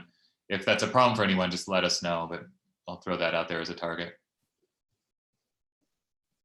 And then moving on to a couple of other quick follow-ups. There have been a couple of requests from council members for the document that Rich referenced earlier today. And so Rich, it'd be great if you would distribute that as well. And I think we could post that on the Grizzly Bear Council website for the public to see too. And then speaking of the public and the role of public comment in all of this, I know council members have been following closely those public comments and really building that into their own thought processes. One of the things that we were able to do really nicely when we were on the road was also hear from people in different locations. And I think the blessing and the curse of being on Zoom is that we get to hear from people all over the state now. And in many ways, maybe that's better because we're hearing maybe a broader representation of folks. But we do have thousands of these now. And I think Dylan gave us an update right before the meeting that we're nearing 9,000 public comments. And so we need to think about what is our ability to sort through those. I think Dylan, you and Vivica were talking about whether or not you could take a look at those and maybe categorize them and draw out some of the key themes. But how can we make sure that we're helping the council members sort through those and really integrate them into their own thinking in a way that's reasonable given the huge spike in numbers here? I think that's a question for all of us to chew on, but Dylan, do you have any initial thoughts you can share with us? Only that, yeah, we want to try to categorize those as best we can to just make it simple to reference as you're trying to wrap your head around all these individual topics and issues that we've gone over the last 6, 7, 8 months, to try to be able to reference comments in those areas. And so I don't have a good answer right now on how we'll do that, especially as we're continuing to get a flood of comments, but we're working on that, and we will post the latest batch of comments online so the public can see those here soon. But yeah. Yeah, thanks for spending some time thinking about that. And Michelle, I didn't know if you had any ideas or solutions for us, or if it was just a recognition of the amount of interest we're seeing from the public. No, I was just hoping that maybe someone from either Dylan or Vivica could start looking at them, because I've been trying to read them all, but 9,000 comments is a lot at this point. It would be great if there's any way we could get a tally of the different subjects. And I think that's where Dylan's going. That's why I lowered my hand. Gotcha. Thank you. Yeah, Erin, do you have a thought on this one? Yeah, sorry, just one more quick question. I guess I also, besides thinking about how we're going to compile those for ourselves, I am still wondering how we compile those in the final document. So I guess maybe if folks have thoughts on that for the May meeting, it might be good to at least provide the public with some idea how that's going to work. Great. Yeah, thank you, Erin. I know Yeah, that's Shawn, I could jump in real quick if you want the initial thought, and I guess you guys can correct us if this isn't how you'd like us to do it, was to have all public input put as like an appendices to whatever the document is that you come up with. And so they will all be attached as an appendices, most likely in the format that they are currently posted on our website. If you look under the document titled Public Input from Website, and you'll see there that we've taken out personal email addresses, but we've left the name if people leave their name, and then when they submitted the comment, the IP address, which kind of gives somewhat of a unique identifier, and then the comments, and it'll just be a simple PDF with all of those. And so that was the plan for that final document, is to not have them necessarily broken up, but just here is the raw collection of comments, starting with the first one we received to the last one. Thanks, Dylan. I think that gives us a good starting point for sure. And if we're going to go through the extra effort of categorizing them by content or theme too, maybe we could add that as another dimension of how that's sorted. But I think it's really helpful just to have that as a starting spot. I saw a couple of hands come up and then go back down. So Robin, Michelle, I didn't know if you wanted to throw anything else out there just now. Michelle's saying no. Robin? No, I was just gonna, Dylan covered it. I was gonna make a suggestion that maybe if they were gonna try to categorize those comments for us, that would be a good way to put it into the what we're gonna add to our document, but whichever way seems the fairest for the public.